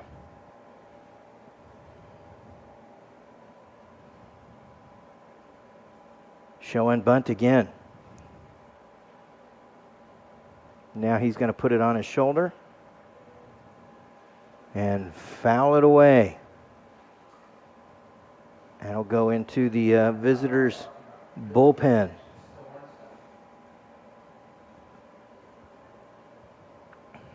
Local time is 8:54.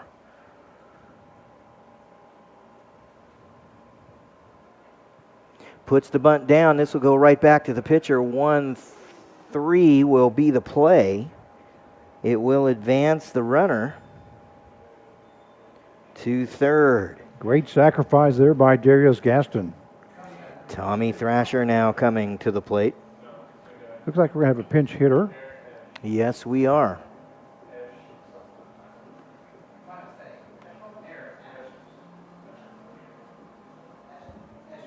Number 5 trying to. Eshelman, Uh-huh. that's what I'm thinking. Aaron Eshelman. Aaron Eshelman coming to the plate. Eshelman will dig in with one away and a run at third. Pitch will be well outside, and it'll be 1-0.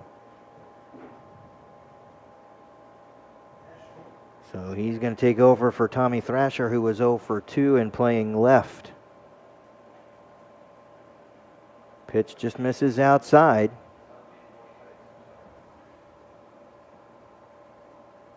Dowd wanted that one, but it was outside, and it's 2-0. Stays away. 3-0, low and away.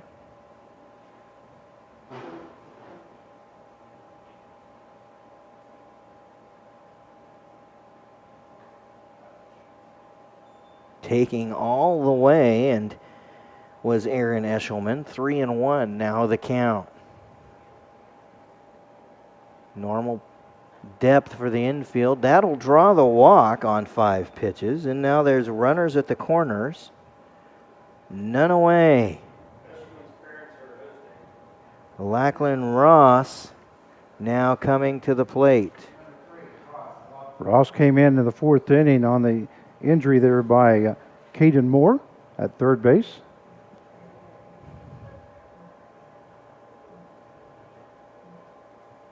Yes, he did. Came into the ball game in the top of the 4th and then promptly got a single in the bottom.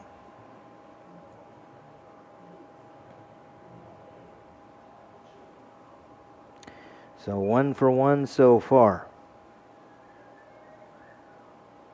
Pitch is in the dirt. 1-0 your count.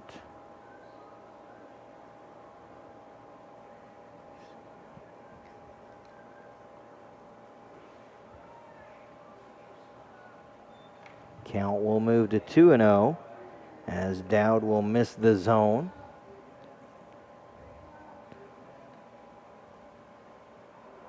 Pitch in the dirt, and Ross has run this to 3-0. He should be taking here.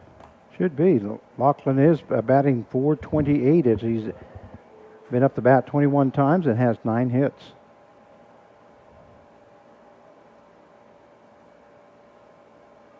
He was taken all the way. 3-1 the count as it comes right down the middle of the pipe. But he's also wise enough to know that bases loaded with the 1 away is a nice spot to be in. Pops one up foul. Chase is being given. And the play is made, but the run will come home.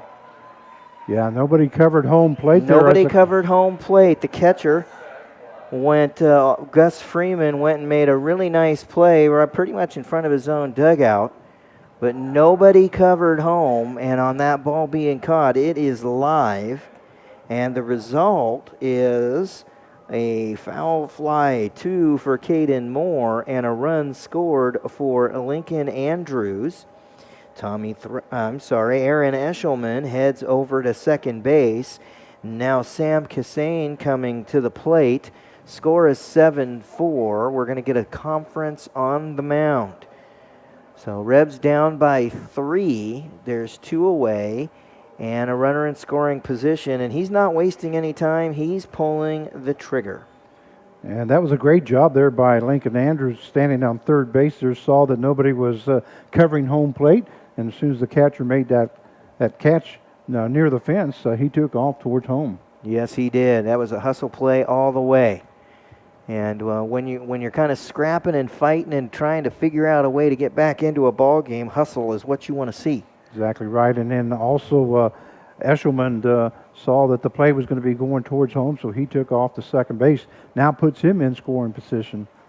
So some very smart base running right there by your Newton Rebels. And they manufactured a run and manufactured another running scoring position. So we now have a reliever coming in, third pitcher of the ball game for the Twins. All I see is a left-handed pitcher, but I have not seen a number yet.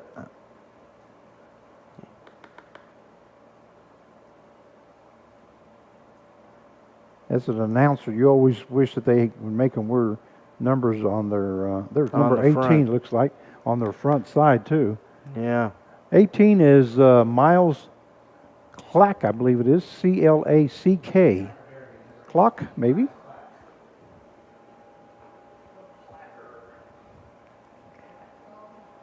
So Miles Clack coming into the ball game for Boston Dowd, as Dowd surrendered a couple and allowed the Rebs to start making some noise.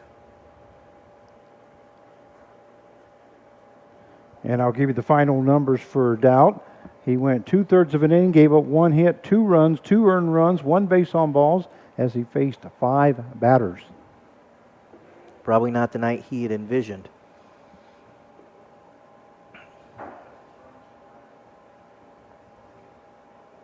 That's one of those unfortunate things in sports.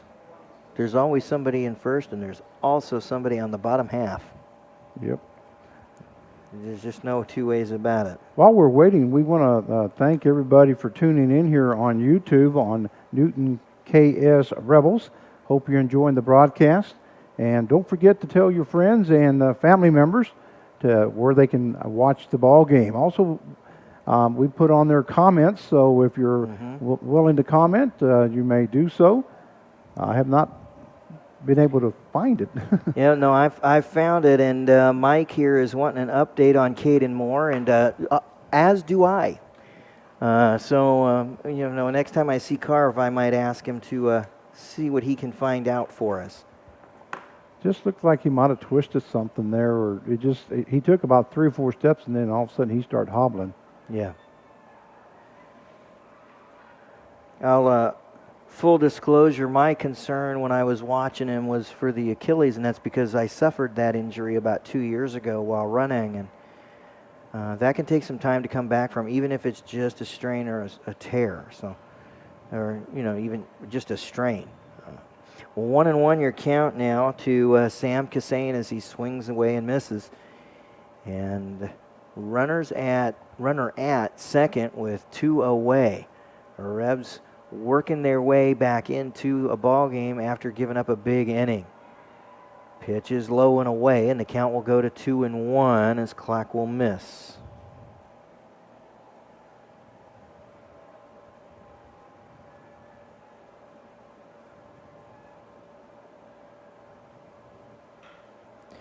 And this will be lofted towards right field, over the right fielder's head. It'll bounce to the wall. He's hoofing for second, and the run will come home.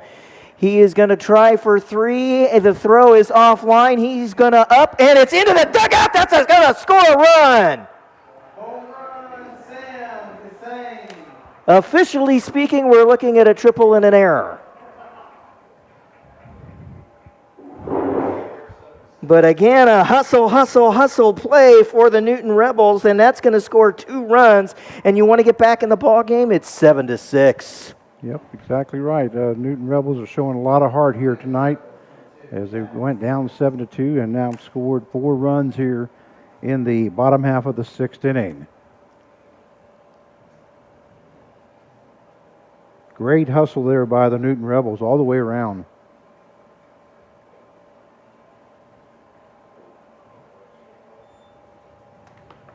And that'll bring back the top of the order, Jack Sechrist. Grounded out in his last appearance. He's facing an 0-2 count after a couple of nice pitches from Miles Kalak.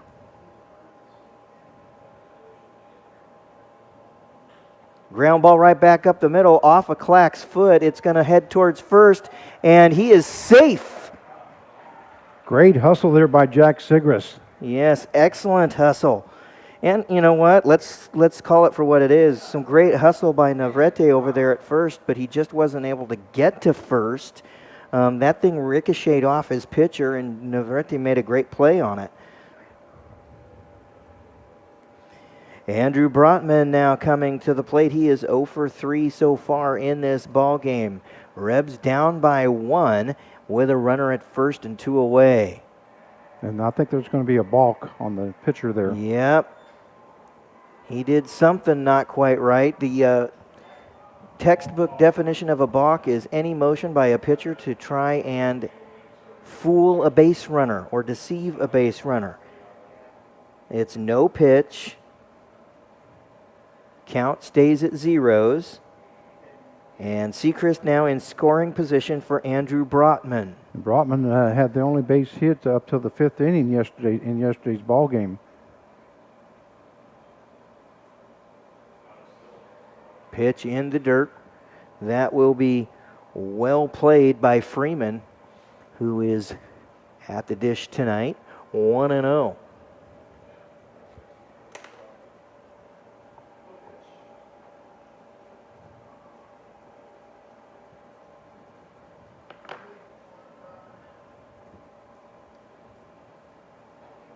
Swing and a miss.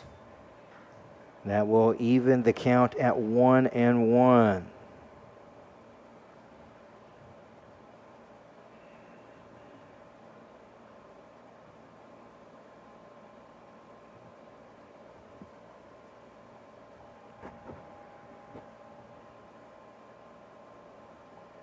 Pitch is low but called a strike, and it'll be 1-2.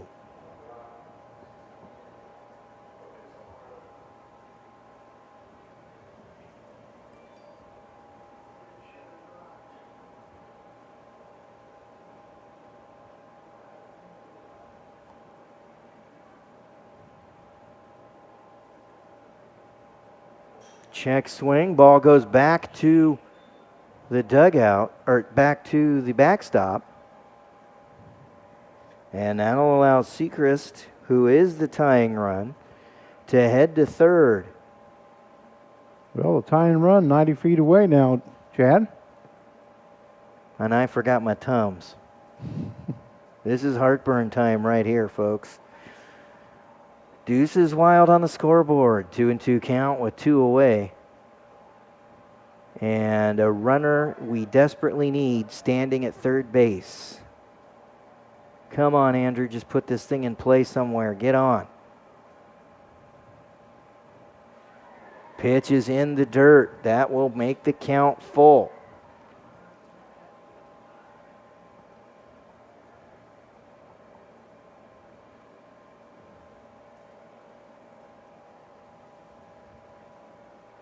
Big at bat here. Full count. 2 away. Runner at third. Ground ball. Foul down the third base side.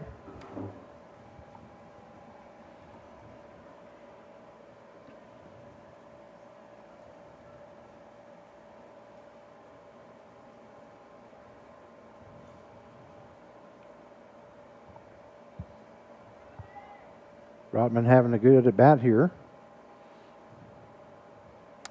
So he'll step in there with a full count, and we're going to look for pitch number, 7 of this at bat. He'll call time.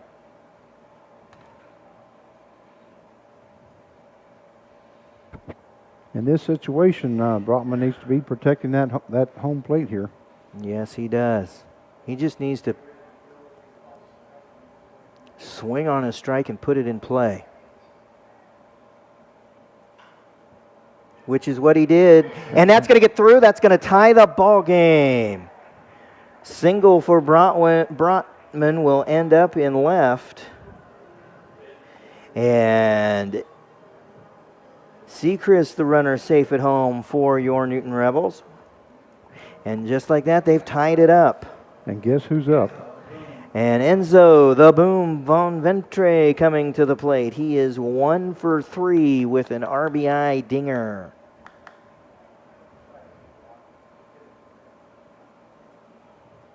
Thought about going after the first pitch, but thought better of it. And it will be a called strike. 0-1 the count. They're going to pitch him away. Now they're coming inside, belt high. He'll dance away from that one, and it's 1-1.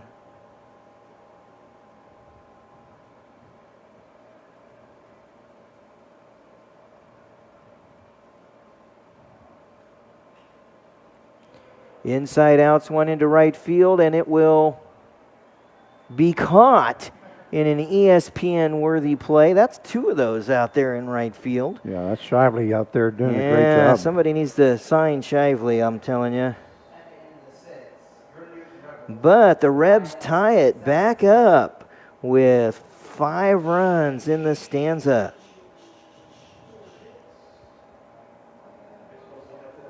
Four hits. 4 hits, 5 runs on 4 hits, an error. Runner left. We'll head to the top of 7 with this game tied.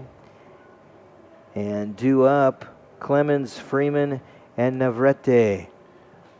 Mr. 1, number 80. Yes. And he has played well over there at first base. So far, the line here in the ball game, the Newton Rebels scored 2 runs in the bottom half of the first. The Derby Twins came back and scored 1 in the second, and then 1 in the fourth. Then they had the big 5th inning in the top half of the 5th to make it 7-2. But the Newton Rebels have answered back here in the bottom half of the 6th inning, and they scored 5 of their own, and now tie up the ball game at 7-7.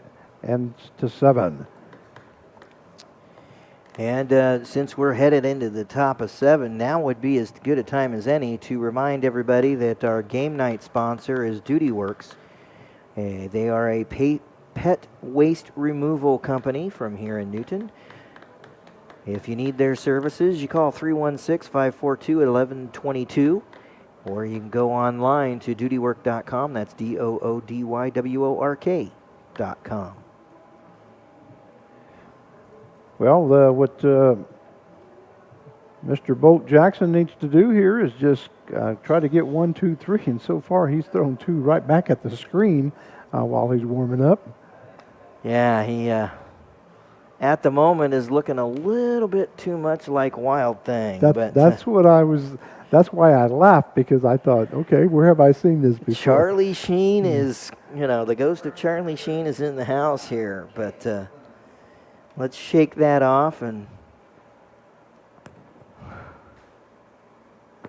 see what we can do. He did get 2 strikeouts the last inning. Back-to-back strikeouts, and those were critical strikeouts at a critical point in this ball game. Cade Clemens now coming to the plate, and man, can we get this guy out? He is 3 for 3 so far. 2 runs scored. Bounces this one. Ball 1. I had a kid that I did announcing for the Valley Center Hornets for many years, 26 years, matter of fact, at this year, and he always wanted me to play Wild Thing when he came in to pitch. And I said, I will do it on one occasion. Is that if you throw the first one to the backstop. To the backstop. There you go. 2-0 as he misses again.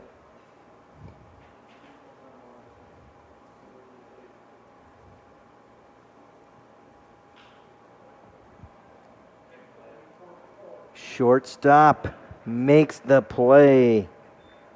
Andrew Brotman makes the scoop and the crossbody throw. And they have finally retired Cade Clemens. Gus Freeman now coming to the plate. He's 3 for 3 in this particular ball game. So Bolt Jackson is facing the spot that has arguably hurt us the worst tonight. Yes, so far they had 6 hits at 7 at bat. Yeah.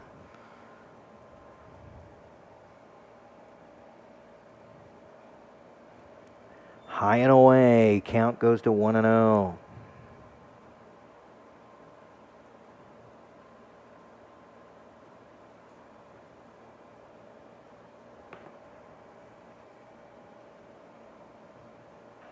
Swing and a miss. Count goes to 1-1. Don't mind that. Don't mind that at all. I'd like to see a lot more of that, actually. 1-1 count now to Gus Freeman.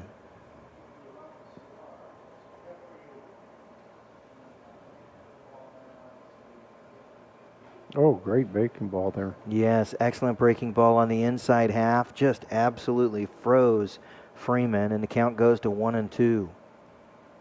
I don't think he was expecting that. No, that was just great motion on his pitch there. Yeah, it's been a healthy diet of fastballs, too. Pitch comes inside. He'll dance away, and the count will go to 2-2.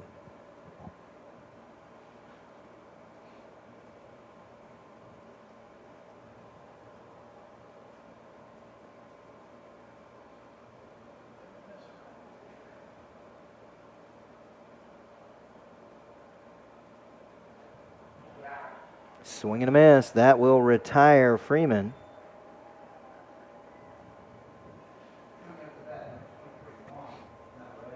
And Juan Navarrete coming up to the plate. He is 1 for 2. He was hit by a pitch as well in this ball game. And that was Bolt Jackson's third strikeout, recorded third strikeout of the ball game. Yes, it was.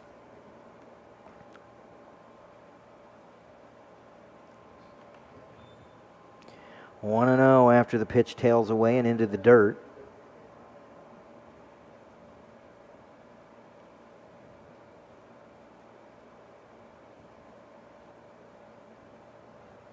Up and in. He'll dance away, and count will go to 2-0 after the chin music.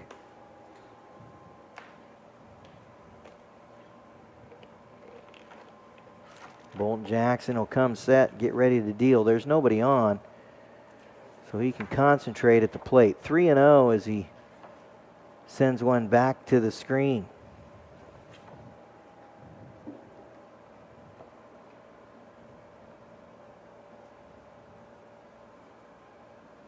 After this inning's over with, I do want to give a shout out to somebody. Shouldn't be a problem. Let's hope it ends quickly. 3-0. Called strike right down the middle. He was taken all the way on that pitch.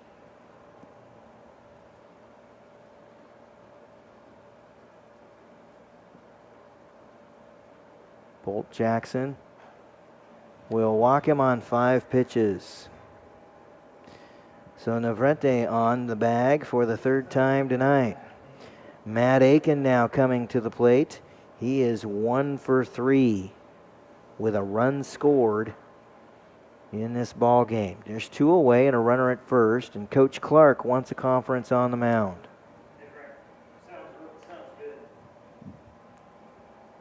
Well, while they have that little break, I'm going to go ahead and do that shout out. What I wanted to do is I wanted to thank Dennis Dye. Dennis Dye is a Derby Twin fan, and we were at the ball game last night. They had a 50-50 raffle, and he won the 50-50 raffle. And after the ball game, he came up to Carv and I, and he says, who's the owner of the Newton Rebels? And Carv says, well, I'm not the owner, but I'm the general manager. And he says, well, I won the 50-50 tonight, and I wanted to donate this to the Newton Rebels. Hey, that's nice. So he donated, I think it was $47, and Carv called me today, said, hey, do you remember the guy's name? And I said, yeah, I got it written down. His name was Dennis Dye, and we thank you very much. And Carv was saying he was going to the bank to go deposit that, but every bit helps, and we do appreciate it. Once again, that is a Derby Twins fan, Dennis Dye. We appreciate the donation. Okay, who's the pitcher? We've got a new pitcher coming into the ball game for your Newton Rebels. He will be facing Matt Aiken, which is the number 9 man in the Twins rotation. Okay, I see who that is now. That's And he'll Zach- have 2 outs. sorry about that. That's Zach Gillick, number 34, coming in to pitch. He's a 6'2", 205-pounder from redshirt freshman from Friends University. His hometown is Valley Center, Kansas. And by the way, I believe he's leading the league in strikeouts. He Is has he a really? total of 18. Well, we could use one right about now. So number 34, Zach Gillick, is now pitching for the Newton Rebels.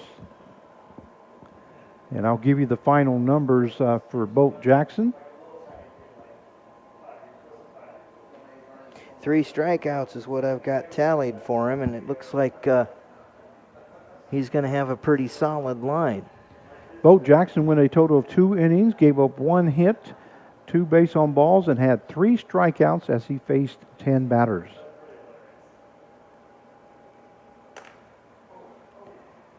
So we got exactly what we needed out of Bolt Jackson, that's for sure. He put a stop to a big inning, and then he kind of clamped the screws down a little bit. 0-1 after the swing and a miss from Aiken.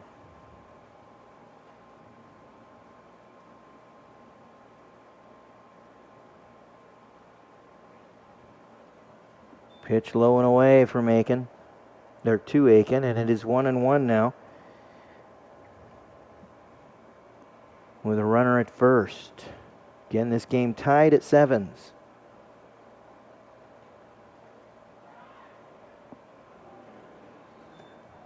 Well, Pitch, tails just low, 2-1. Sorry about that. I was just looking up the strikeouts. Looks like he is tied with Haggerty from the Patriots at 18 strikeouts. This pitch tails below the knees, and the count is 3-1 after the breaking ball from Gillick.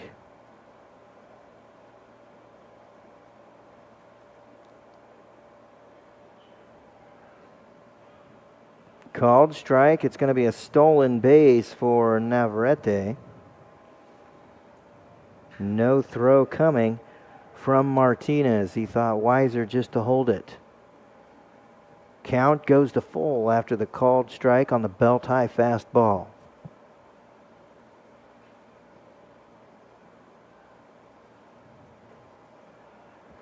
Tailed just away from him, just misses the outside corner. And now there's 2 aboard as we head to the top of the inning with Cole Romero. Romero has flown out to center field in his last 2 appearances. Gillick didn't miss by much on that, just outside low. No, he didn't.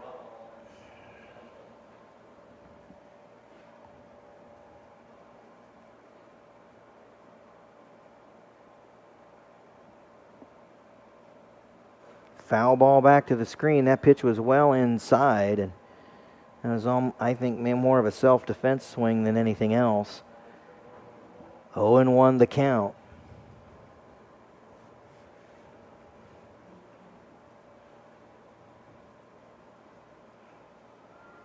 Called strike on the outside corner. Excellent pitch from Gillick, and the count is 0-2. That's the spot he was trying to hit on that last batter. Yes, it was. It's a great spot. He tried to hit it there again. Just missed it. 1-2 the count. He's not off by much. No. And that's actually not a bad miss. You could get somebody to chase and not be able to come anywhere close to that ball. Swing and a miss, and that'd be what? Strikeout number 19 on the season. Number 19 for the season. No runs, no hits, no errors, 2 runners left, and we head to the bottom of 7 with the game tied at 7. Well, we got a great ball game here, Chad. Yes, we do. I'd like to remind you that the Newton Rebels will be in action again tomorrow evening as they travel back to Derby, Kansas, and will face the same Derby Twins. And then we'll be back home on Sunday at 7 o'clock before they head to Hutchison on Monday. Hutchinson on Monday. I've got my son's season opener for coach pitch is scheduled for Monday. They've had to postpone that twice now. Had a young child that was exposed to COVID-19, and that has led to a couple of cancellations in the Newton Rec Leagues this year. And hopefully they'll have that sorted out, and we can get to playing some baseball on Monday night. Yeah. Of course, that's the baseball only parents can love, Yeah. but that's what it is, man. It's it's still fun. So. They like watching the pitchers. Yeah, yeah. All right. So we're supposed to lead. Warmed up, Rogan. Supposed to lead off with Joey Martinez. Coming up, number 23, Joey Martinez. Martinez was hit by a pitch in his last appearance. That was to lead off the sixth. And he is 2 for 2 out of that with a couple of runs scored. So not a bad night for Joey. Pitch just misses outside. Count is 1-0.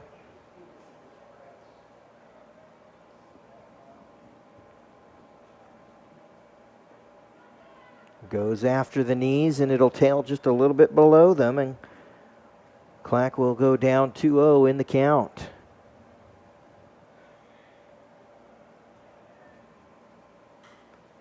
Fly ball towards center will be caught.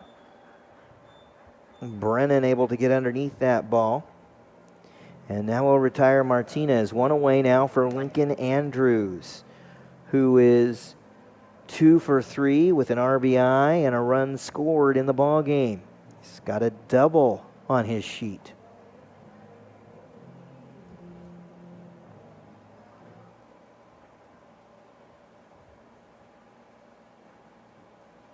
Called strike.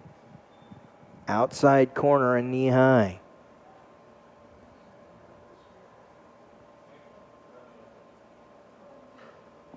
And this will be a line shot that will fall into center field. That'll be a base hit for Lincoln Andrews.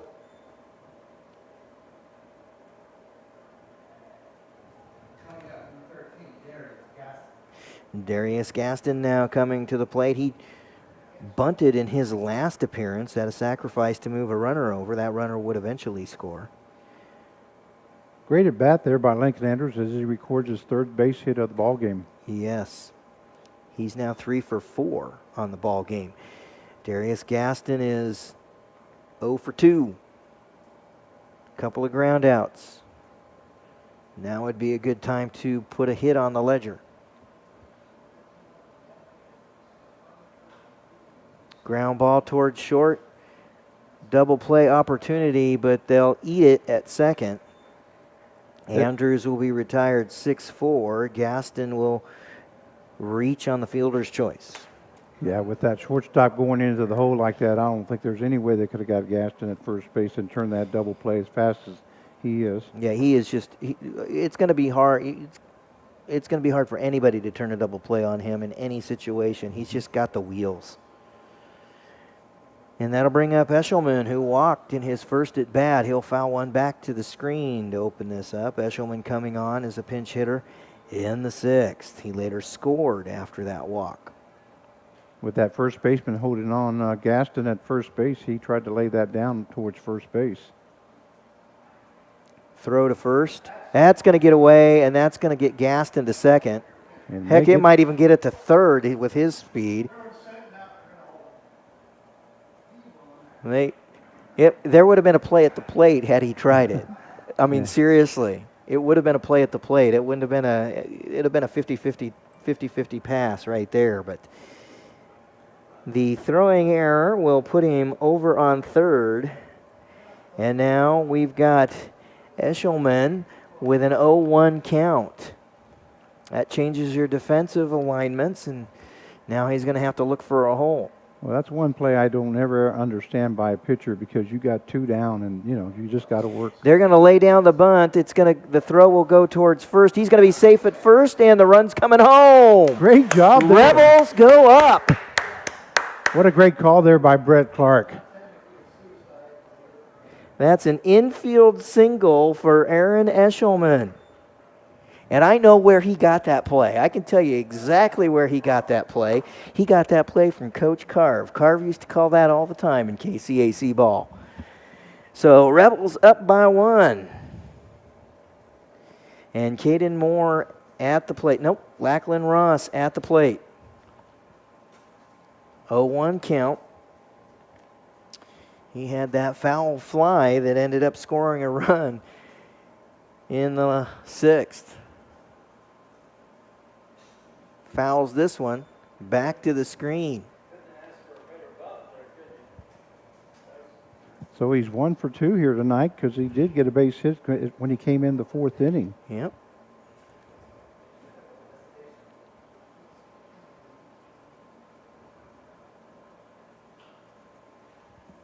Ground ball will be booted at third.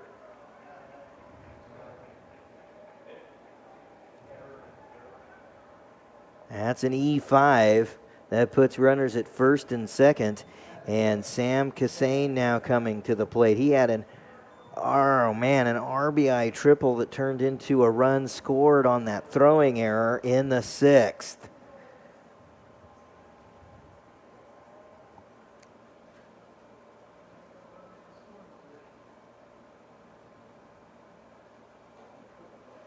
Thought about chasing that, but it was a little too high, and it's ball 1 as he lets it go by.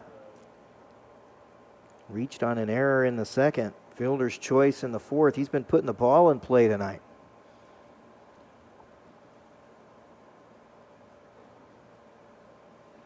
Down and away, but it's called strike, 1-1. But Newton Rebels have really done a great job here in the ball game. After going down 7-2, they have outscored Derby. They have battled back to take the lead. And they've done it with hustle. Yeah, something that we really didn't see a whole lot of last night. They just it just seemed dead last night. And of course, you're going to come across hot teams like the Derby Twins were last night with the bats. And you're going to have down nights. Yes, you are. That's a part of playing almost every day. 2-2 the count now.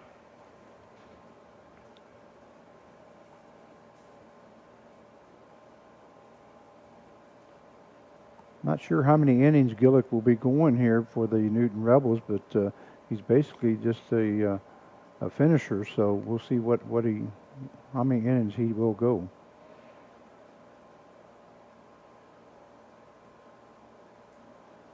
Oh, beautiful pitch. Called third strike on a breaking ball. Nice pitch right there. And that will retire the side. But the Rebs get a run. Ladies and gentlemen, it is time to get your tickets out. And they do it on 2 hits, an error. And they leave 2 on. We'll head to the top of the 8th. Your Rebels clinging to an 8-7 lead. And Gillick back out on the bump. I imagine they'll try and get at least an inning of work out of him right here, because they've got Bravo they could go to if they want to for an inning today. Yeah, Bravo hasn't pitched in about 2 or 3 days, so they may be saving him for tomorrow. That's part of the conversation, Yeah. is to have him start tomorrow. He was also wanting to maybe get an inning of work today. So we'll see how they go. Yep. Right? But you gotta get this one right now. I mean, no, that's the number 1 goal right now, is get this one. We're 6 outs away. That's this is the time where you say to the team, and the same thing I say to my kids all the time about this time of day: let tomorrow be tomorrow. Today is today. And let's concentrate on putting the right finish on today. So here we are. Due up is Proct, DeLong, and Van Brusigen. I think I got that. I don't know. Yeah, it is Van Brusigen. I got it? Yes, sir. Wow. Woo-hoo. All right. So Carson Proct coming to the plate. He's 2 for 4 with a run scored and a stolen base. And I got a text here a little bit ago that said Cade Moore is going to be okay. Trainers checked him out. He's going to be fine. That's good news. 1-0 after a miss inside by Gillick. So we're passing that on to our listeners. Yes, sirs. I'll check in on the chat here in just a bit. Brotman making a clean play over there at shortstop. Throw over to Andrews at first is in plenty of time to retire Proct, and now we've got Tyler DeLong, the designated hitter, coming to the plate. DeLong had that big dinger in the fifth that led to that big fifth inning. And Chad, I'm not sure if you saw that, but Brotman was going to start charging that, and he saw that he wasn't going to get it on a good bounce, so he stepped back and let that good bounce come to him, and he knew he had a strong enough arm to throw him out at first. Yep, excellent defensive play. Defense starts with your feet, and he had great footwork there. Gillick will even the count at 1-1 with the called strike on the outside corner. Induces a foul fly down the third base side, well out of play towards the batting cages. 1-2 the count.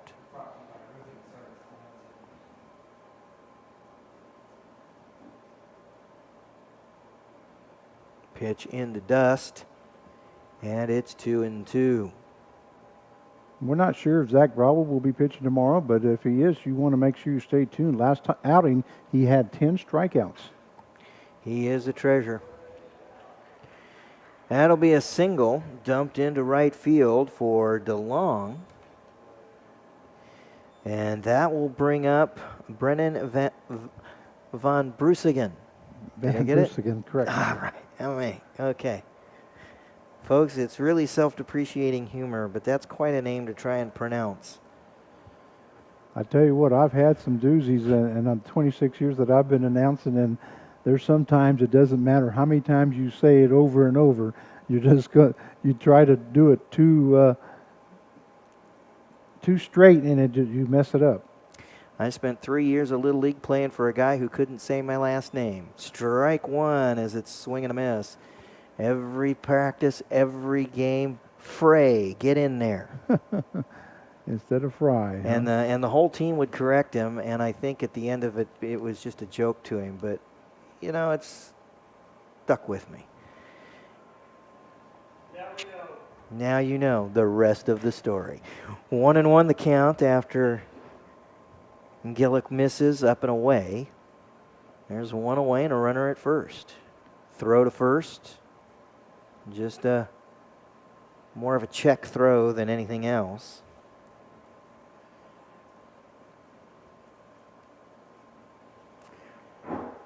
So here we are with a 1-1 count again. Throw back to first. Let's go, Gillick. Turn your blinker off and come on home. 1-1 the count.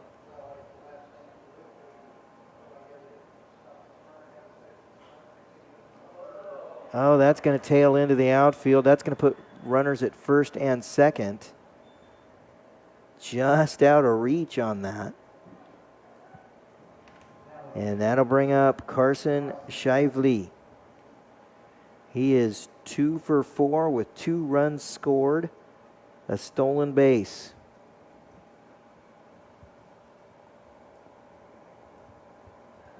Runners at first and second. Rebs cleaning to a 1-run lead here. But he has also struck out twice here in the ballgame. Yes, he has. Oh. That's going to get through just underneath third. And they're going to bring that home, but there'll be no play. Throw is off, and that'll tie the game. 3 straight hits now for the Derby Twins. Their hits seem to come in bunches.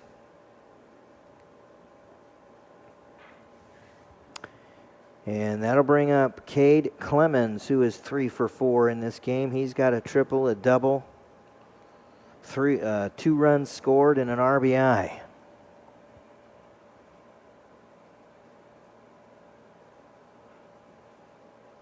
fouls this one back into the parking lot, and the count will go to 0-1.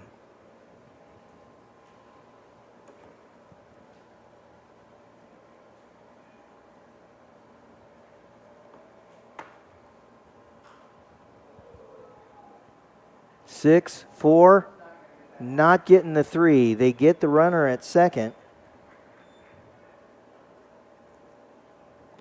So Shively is retired. Brennan will head to third, and Clemens is on after the fielder's choice. And Gus Freeman coming to the plate. He's 3 for 4 in this ball game. And that's going to be it for Gillick as head coach Brett Clark comes in to take him out. Yep. We probably hoping to get an inning out of him, but with a runner at third, that's a tough spot. We're going to have to go to the pen. And it is going to be Zach Bravo. I mean, yeah, it is Bravo, isn't it? Number 28. Yeah, 28. Zach Bravo now coming on. From one Zach to the next. Well, you can tell how important this game is to Coach Clark here and the Newton Rebels. Every game's important in Yes, a sir. short season. So Bravo coming on. He was a Major League draft pick 2 drafts ago. Chose to go back to school. He's now at Lamar.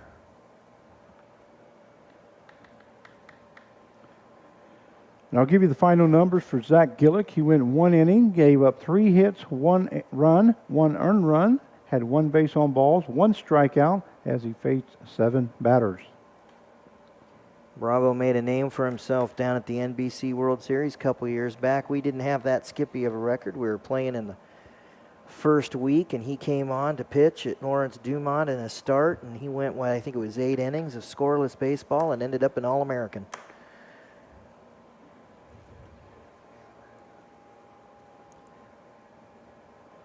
He will open things up with Gus Freeman. Freeman is 3 for 4, and those 3 are all singles.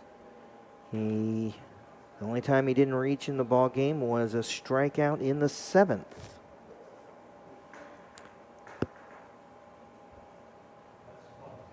So again, we're in a tie ball game here. In the top of the 8th, Rebs needing an out right here to get their offense back up to the plate.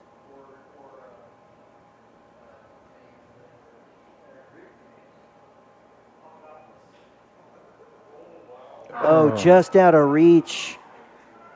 And that will score a run.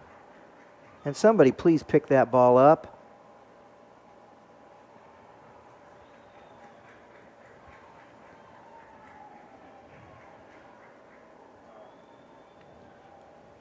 Brennan will come home, and there will be runners at second and third now with 2 away. And Navarrete at the plate with the Twins taking a 1-run lead.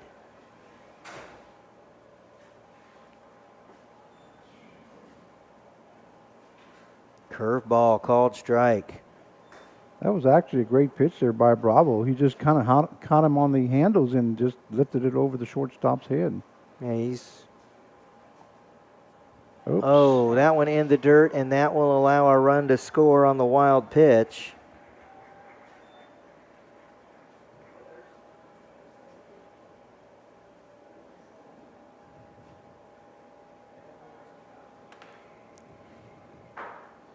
And now the Rebs down by a pair. 1-1 count.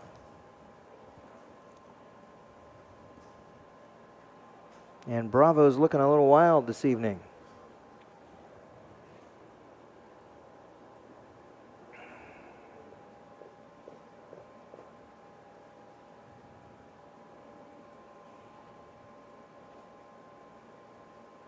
Called strike.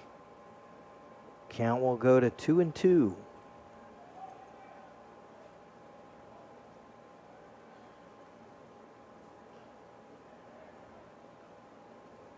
Off the end of the bat, it'll be fouled down the third base side.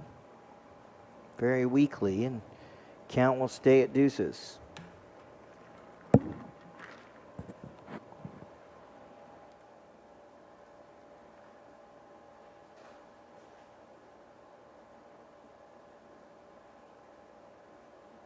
Martinez will head out to the mound for a quick conference with Bravo. And with a runner at third, we want to make sure everybody's on the same page.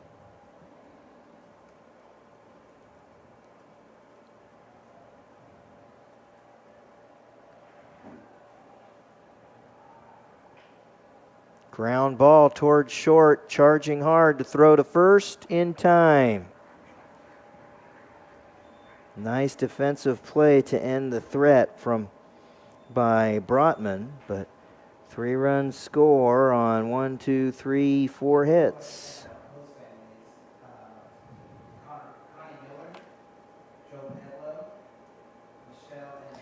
And we'll head to the bottom of the eights with the Rebs down by a pair. They've battled back once. Can they do it again, Carve? Possible. It's possible. They keep hustling like they have been. They can battle back into this ball game. Gotta believe.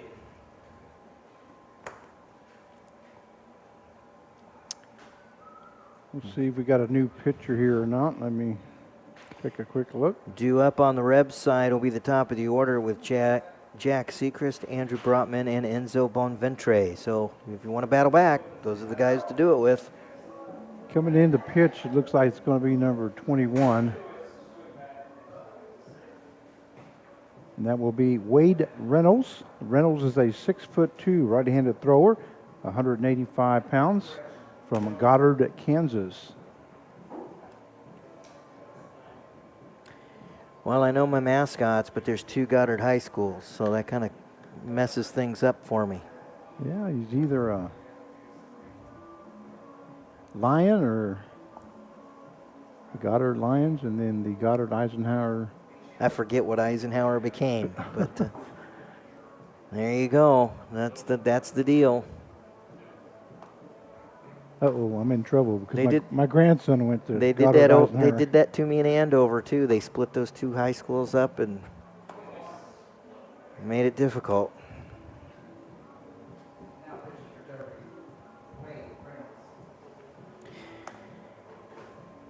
So Rebels trail by 2 as we head to the bottom of 8. They've been out hit 16-11. It's been a interesting ball game. They've battled back once. We'll see if they've got it in there to try and battle back again. I'll give you the final numbers for Miles Lack. He went 1 1/3 innings, gave up 6 hits, 3 runs, 3 earned runs, had no base on balls, 1 strikeout as he faced 10 batters. Jack Sechrist now coming to the plate. He is 1 for 4 on the ball game with a run scored. That run coming in the 6th. First pitch will miss, and it'll be 1-0.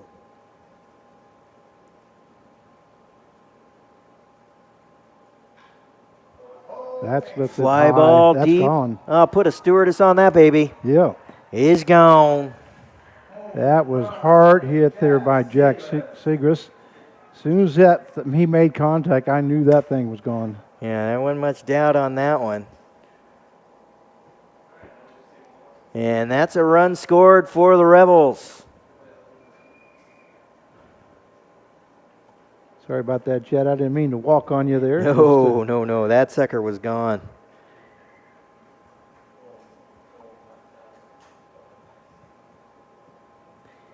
And just like that, we're back into a 1-run ball game. They're showing a lot of heart here tonight, the Rebels. Yes, they are. Andrew Brotman now coming to the plate. He is 1 for 4, and he has had a very nice night at shortstop as well. He's made some pretty challenging plays. Pitch is up in his eyes. He'll lean away from it, and it'll be 1-0. Well, when Segras swung at that and made contact, The other way that I knew that it was gone, that left fielder just kind of lifted his head and just watched it go over his head and didn't even try to attempt to go after it.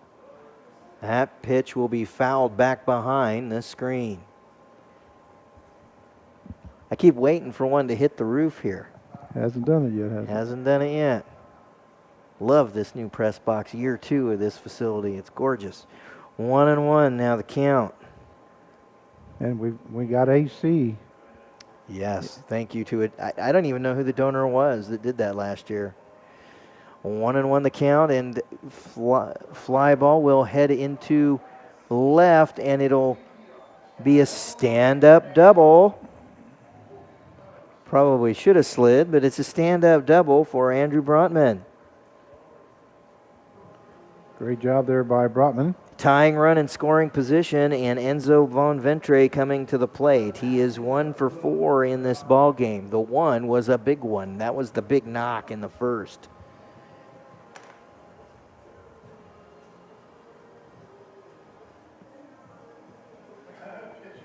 May have a And we're going to have a pitching change right here.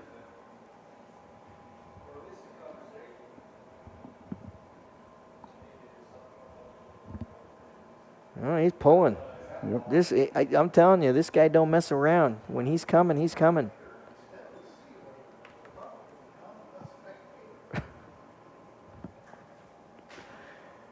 So we will await a number. Wade Reynolds will sit down after facing 2 batters, giving up a home run and a double.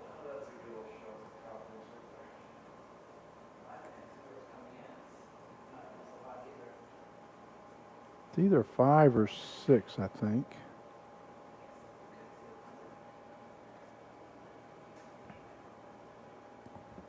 If it's 5, it's Tyler DeLong. Let's see here.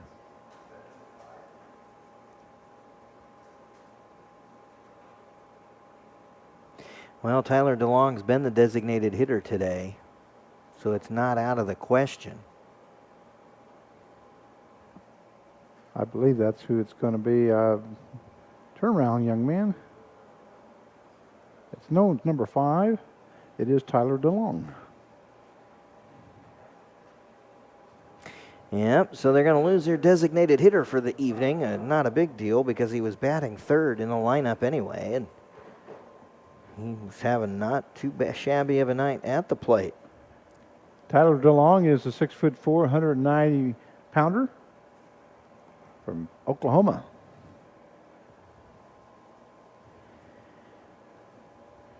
Due up will be Enzo Bonventre, Joey Martinez, and Lincoln Andrews.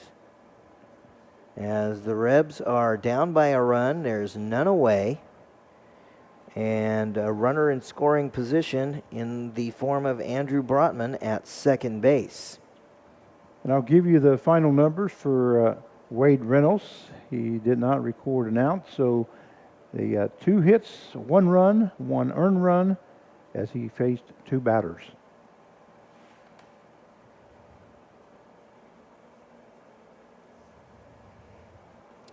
And Mr. Bonventre, the boom Bonventre. So DeLong is ready.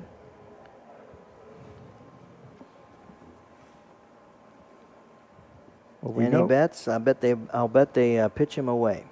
Well, we definitely want this run scored, but more importantly, we need this runner moved over. So Curveball on the outer half. It looked like it was coming well in, but again, it was a curve. 0-1 the count. Bonventre taking for the first pitch.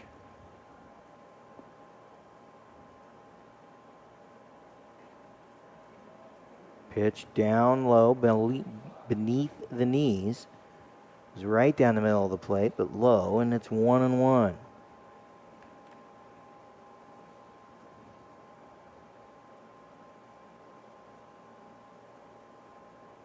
Swing and a miss for Bonventre.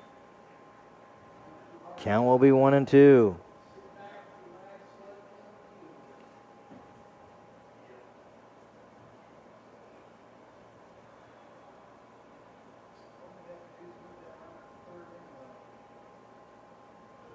Pitch in the dirt, well played by Freeman. Looks like he might have got hurt And there. looks like he's shaken up a bit. 2-2 your count. DeLong was trying to get Bonventry to chase something there.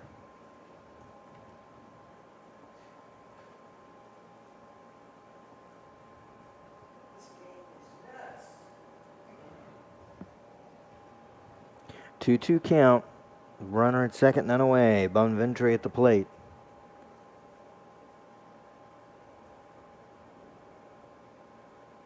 DeLong will step off.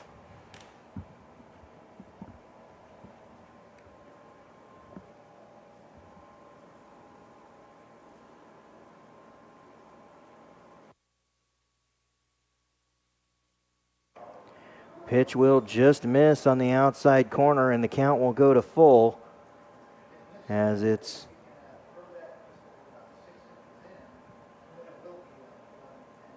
key at bat here.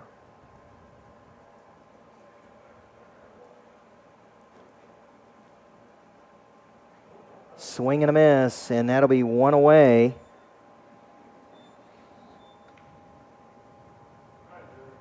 Here in the eighth. Joey Martinez now coming to the plate. He is 2 for 3 with 2 runs scored. He was hit by a pitch in the sixth. Parlayed that into a run.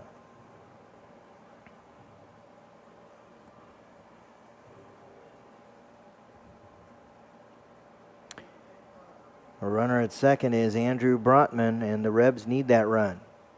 Pitch down low will be 1-0.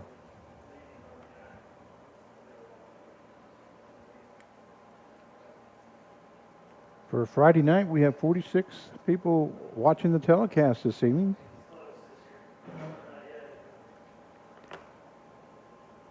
Swing and a miss for Martinez. And that'll put it at 1-1.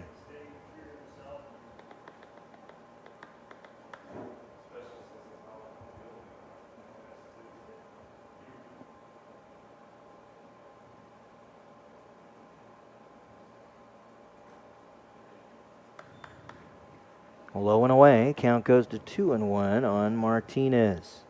Andrews is on deck.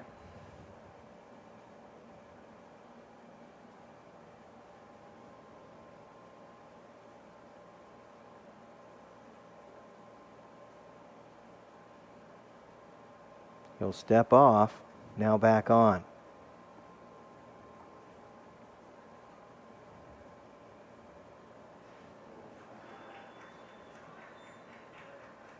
Just caught a piece of that ball. Ended up in Freeman's glove. 2-2 the count.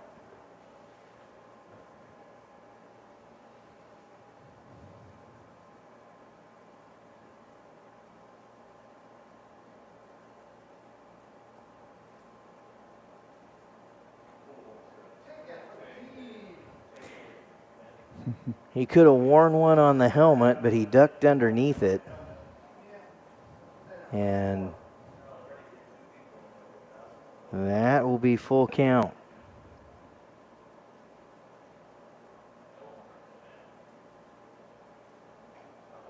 And walks him. Martinez earning the free pass. That puts a runner at first and second with Lincoln Andrews coming to the plate. Andrews 3 for 4 today. He's got 2 singles, a double, and he's got an RBI and a run scored. Not a bad looking line. Not bad so far. The Newton Rebels have 9 runs on 12 hits. We need to get a 10th run on a 13th hit right here. Lincoln Andrews, the man at the plate, facing DeLong. Runners at first and second. There's one away. Fouls this one back to the screen.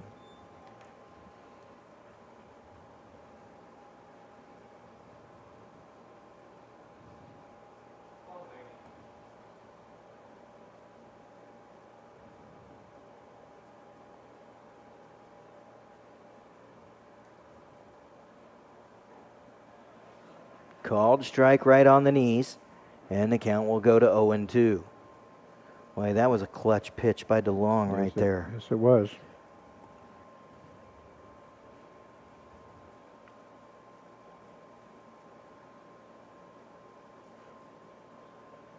Fouls this one away to stay alive, and the count will stay at 0-2. Again, there's one away here with runners at first and second. In the bottom of the eighth, Rebs down by 1. They've battled back into this ball game now twice.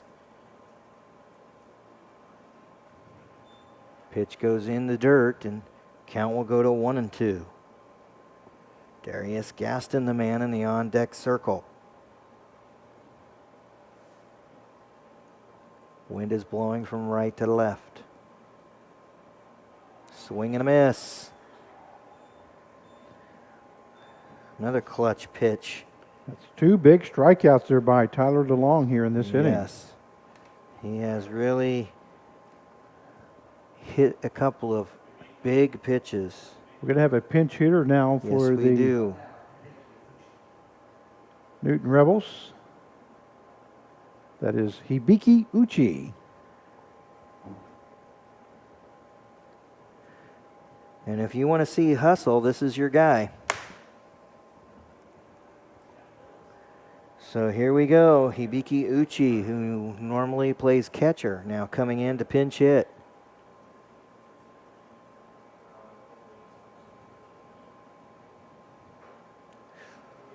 Fooled on that pitch. Strike one as he chased a high one. And somewhere, Big Dottie Henson is screaming.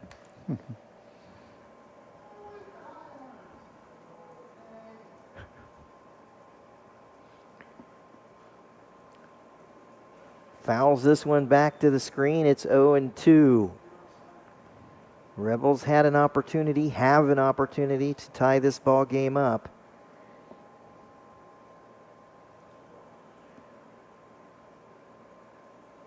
Only question is, will they use it? Fouls this one back to the screen.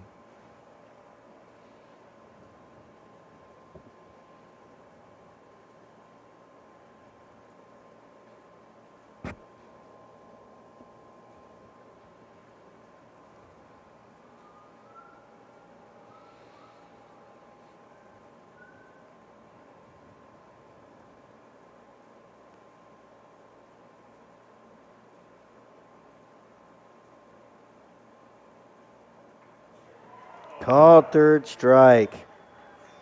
Looked a little tall to me, but they gave it to him anyway. 1 run, 2 hits, no errors, and 2 runners left. We'll head to the top of the 9th. Rebs down by 1. Take a moment here, thank Peyton Paw, attorneys at law, and also Affordable Autos of Wichita, along with Remax Associates of Newton, for their sponsorship of Newton Rebel Baseball. And Zach Bravo back out on the bump for the Rebs. Due up are the 9-1-2 hitters, Matt Aiken, Cole Romero, and Carson Proct.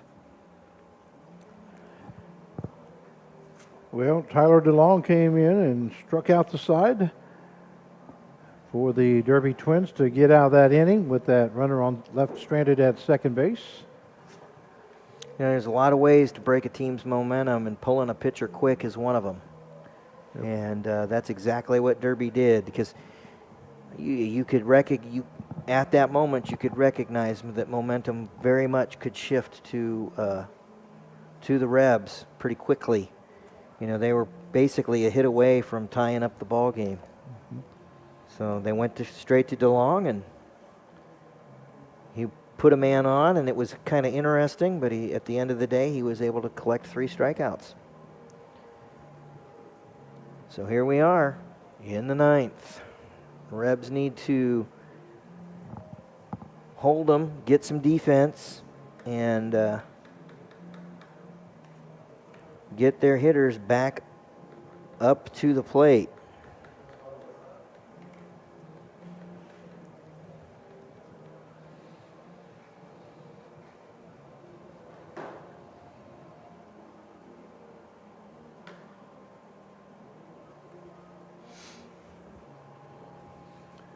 We'd like to thank all the fans that are watching, and also there's 100 subscribers to our Newton KS Rebels channel.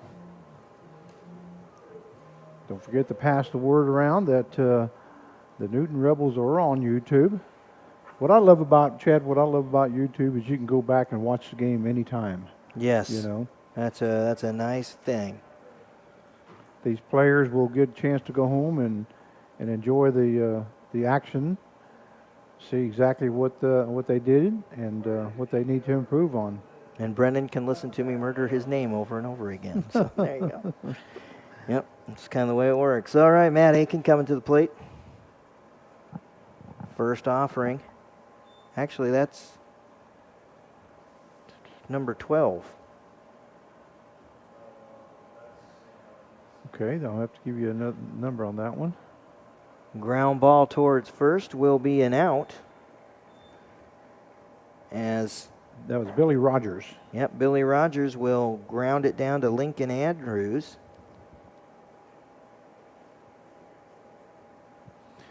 Sorry about that. And there's one away. that's- Yeah, well, they slip him in there. Yeah. But I told Carv as the color commentator, that's his job to make sure who's up next. Romero now at the plate. That'll come back to the screen.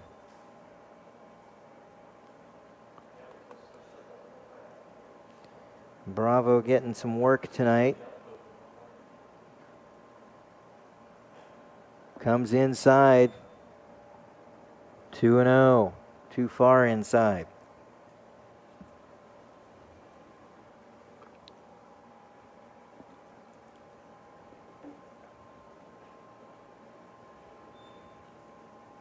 Breaking ball on the inside half. Tough pitch right there. 2-1 the count after the called strike.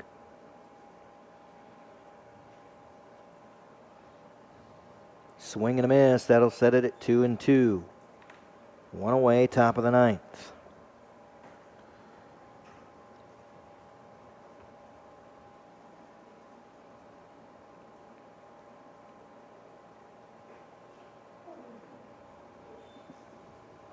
Just missing on the inside corner.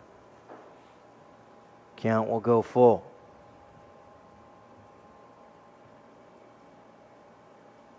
Swing and a miss. There's a strikeout for Zach Bravo.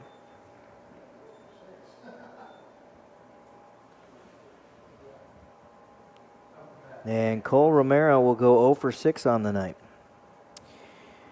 Carson Proct now coming to the plate. He is 2 for 5 with a run scored.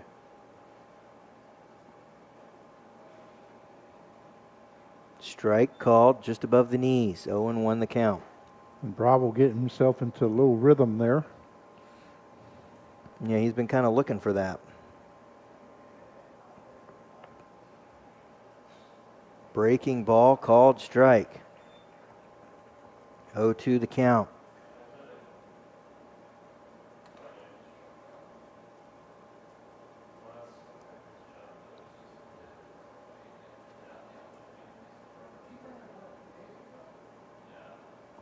Just off the plate, a little too far, and the count goes to 1-2 as he goes low and away.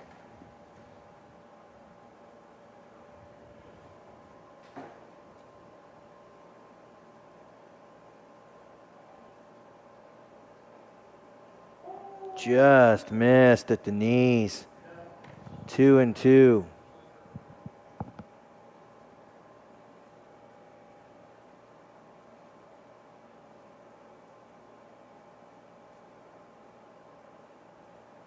Breaking ball will miss outside and in the dirt. And the count will go full.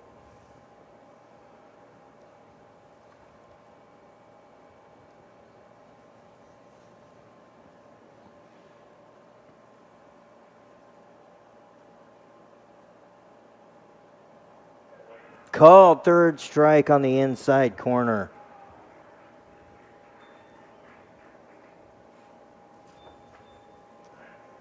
So we head to the bottom of the ninth. Rebs down by 1. Due up is Thrasher, Eshelman. I'm sorry, Thrasher was pulled in the 5th. Due up is Eshelman, Ross, and Kassane. I ran out of my normal score sheets, so we're doing it on a piece of notebook paper today, and that can be adventuresome. I make my own out. Yeah, I do too. I just asked, and I gotta go print some new ones over the weekend and get them ready to roll. We'll see if DeLong comes back out. Looks like he is. Well, the way he threw in the 8th, it would be a pretty wise decision to let him go on the 9.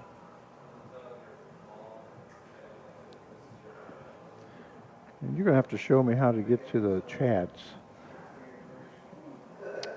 Well, I don't know that there's any real secret to it. Okay.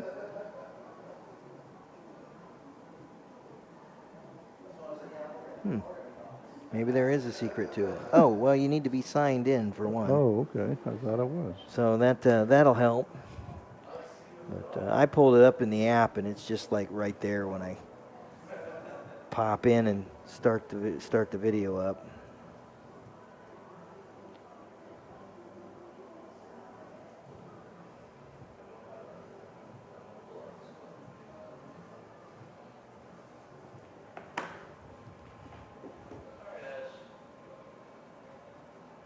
Coming to lead off for the New Rebels, number 5, Eric Eshelman. Eshelman comes to lead things off for the Rebels here in the 9th. He is 1 for 1 with a walk, an RBI, and a run scored.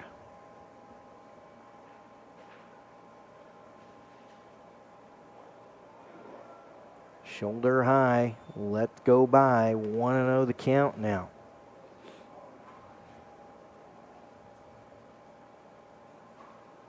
Pitch comes inside, just misses his forearm, and the count is 2-0.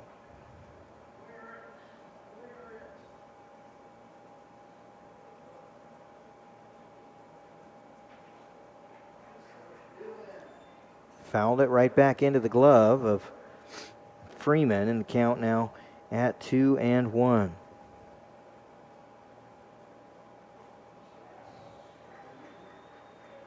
Called strike on the inside corner. That sets the count at deuces.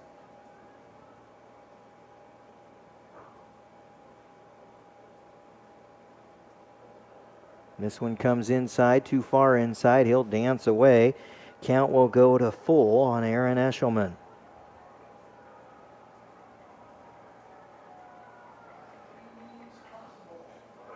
And he'll draw the walk. Exactly what the Rebels needed. Yeah, base runner, tying run aboard. And that'll bring up Lachlan Ross. He reached on the error in the 7th, singled in the 4th, and overall he is 1 for 3.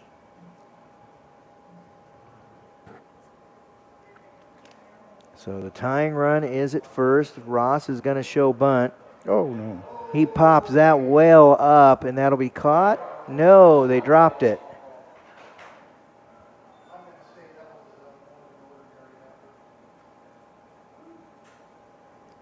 I have 2 pet peeves in baseball. What's that? One, the bunt. You got to know how to lay the bunt down. Oh, yeah. The second one is looking at third strike. Yeah. Just Yeah, that was drives not me the nuts. not the prettiest bunt attempt we've seen, is it? Nope. So Lachlan Ross lucks out as he popped that one well foul, but throw to first will chase Eshelman back, and that's about it. Shows bunt again. This one goes foul down the first base line. Well, now, son, you're going to be swinging away. I honestly don't believe that there's a baseball program out there right now that practices bunting as much as it should. 0-2 the count. It is a lost art. He's going to try again. This time he'll get it down. He dropped the ball. They're saying that he was trying to throw the ball Oh, come on. That dropped right out of his glove. All righty. Well, that'll be one away. He didn't even try and get it with his other hand. Sorry, folks. I can tell you wearing that shirt, I'd have called that much differently myself, and I've done hundreds of games that way. 1-0 the count now to Sam Cassane.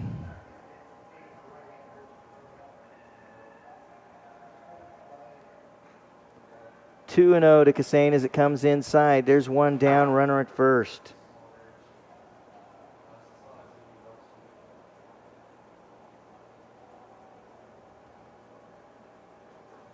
Swing and a miss. 2-1 your count.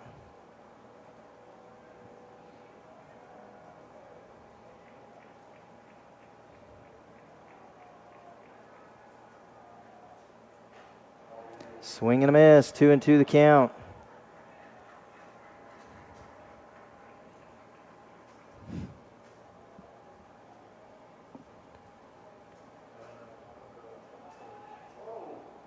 Throw to first, not in time.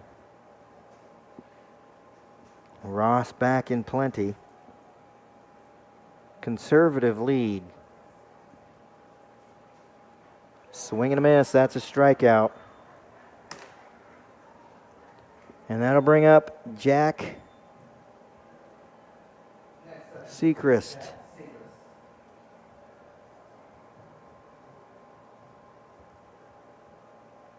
Sechrist is 2 for 4 tonight with 2 runs scored, including a dinger.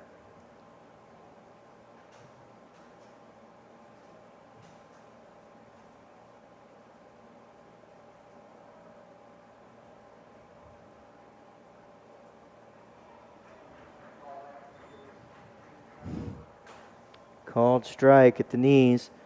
Count is 0-1.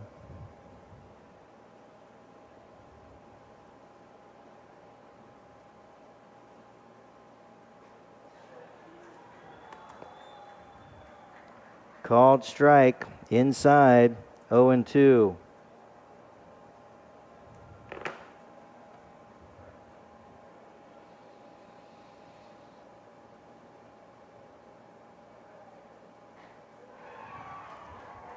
Struck him out. So the Rebs fall by a run.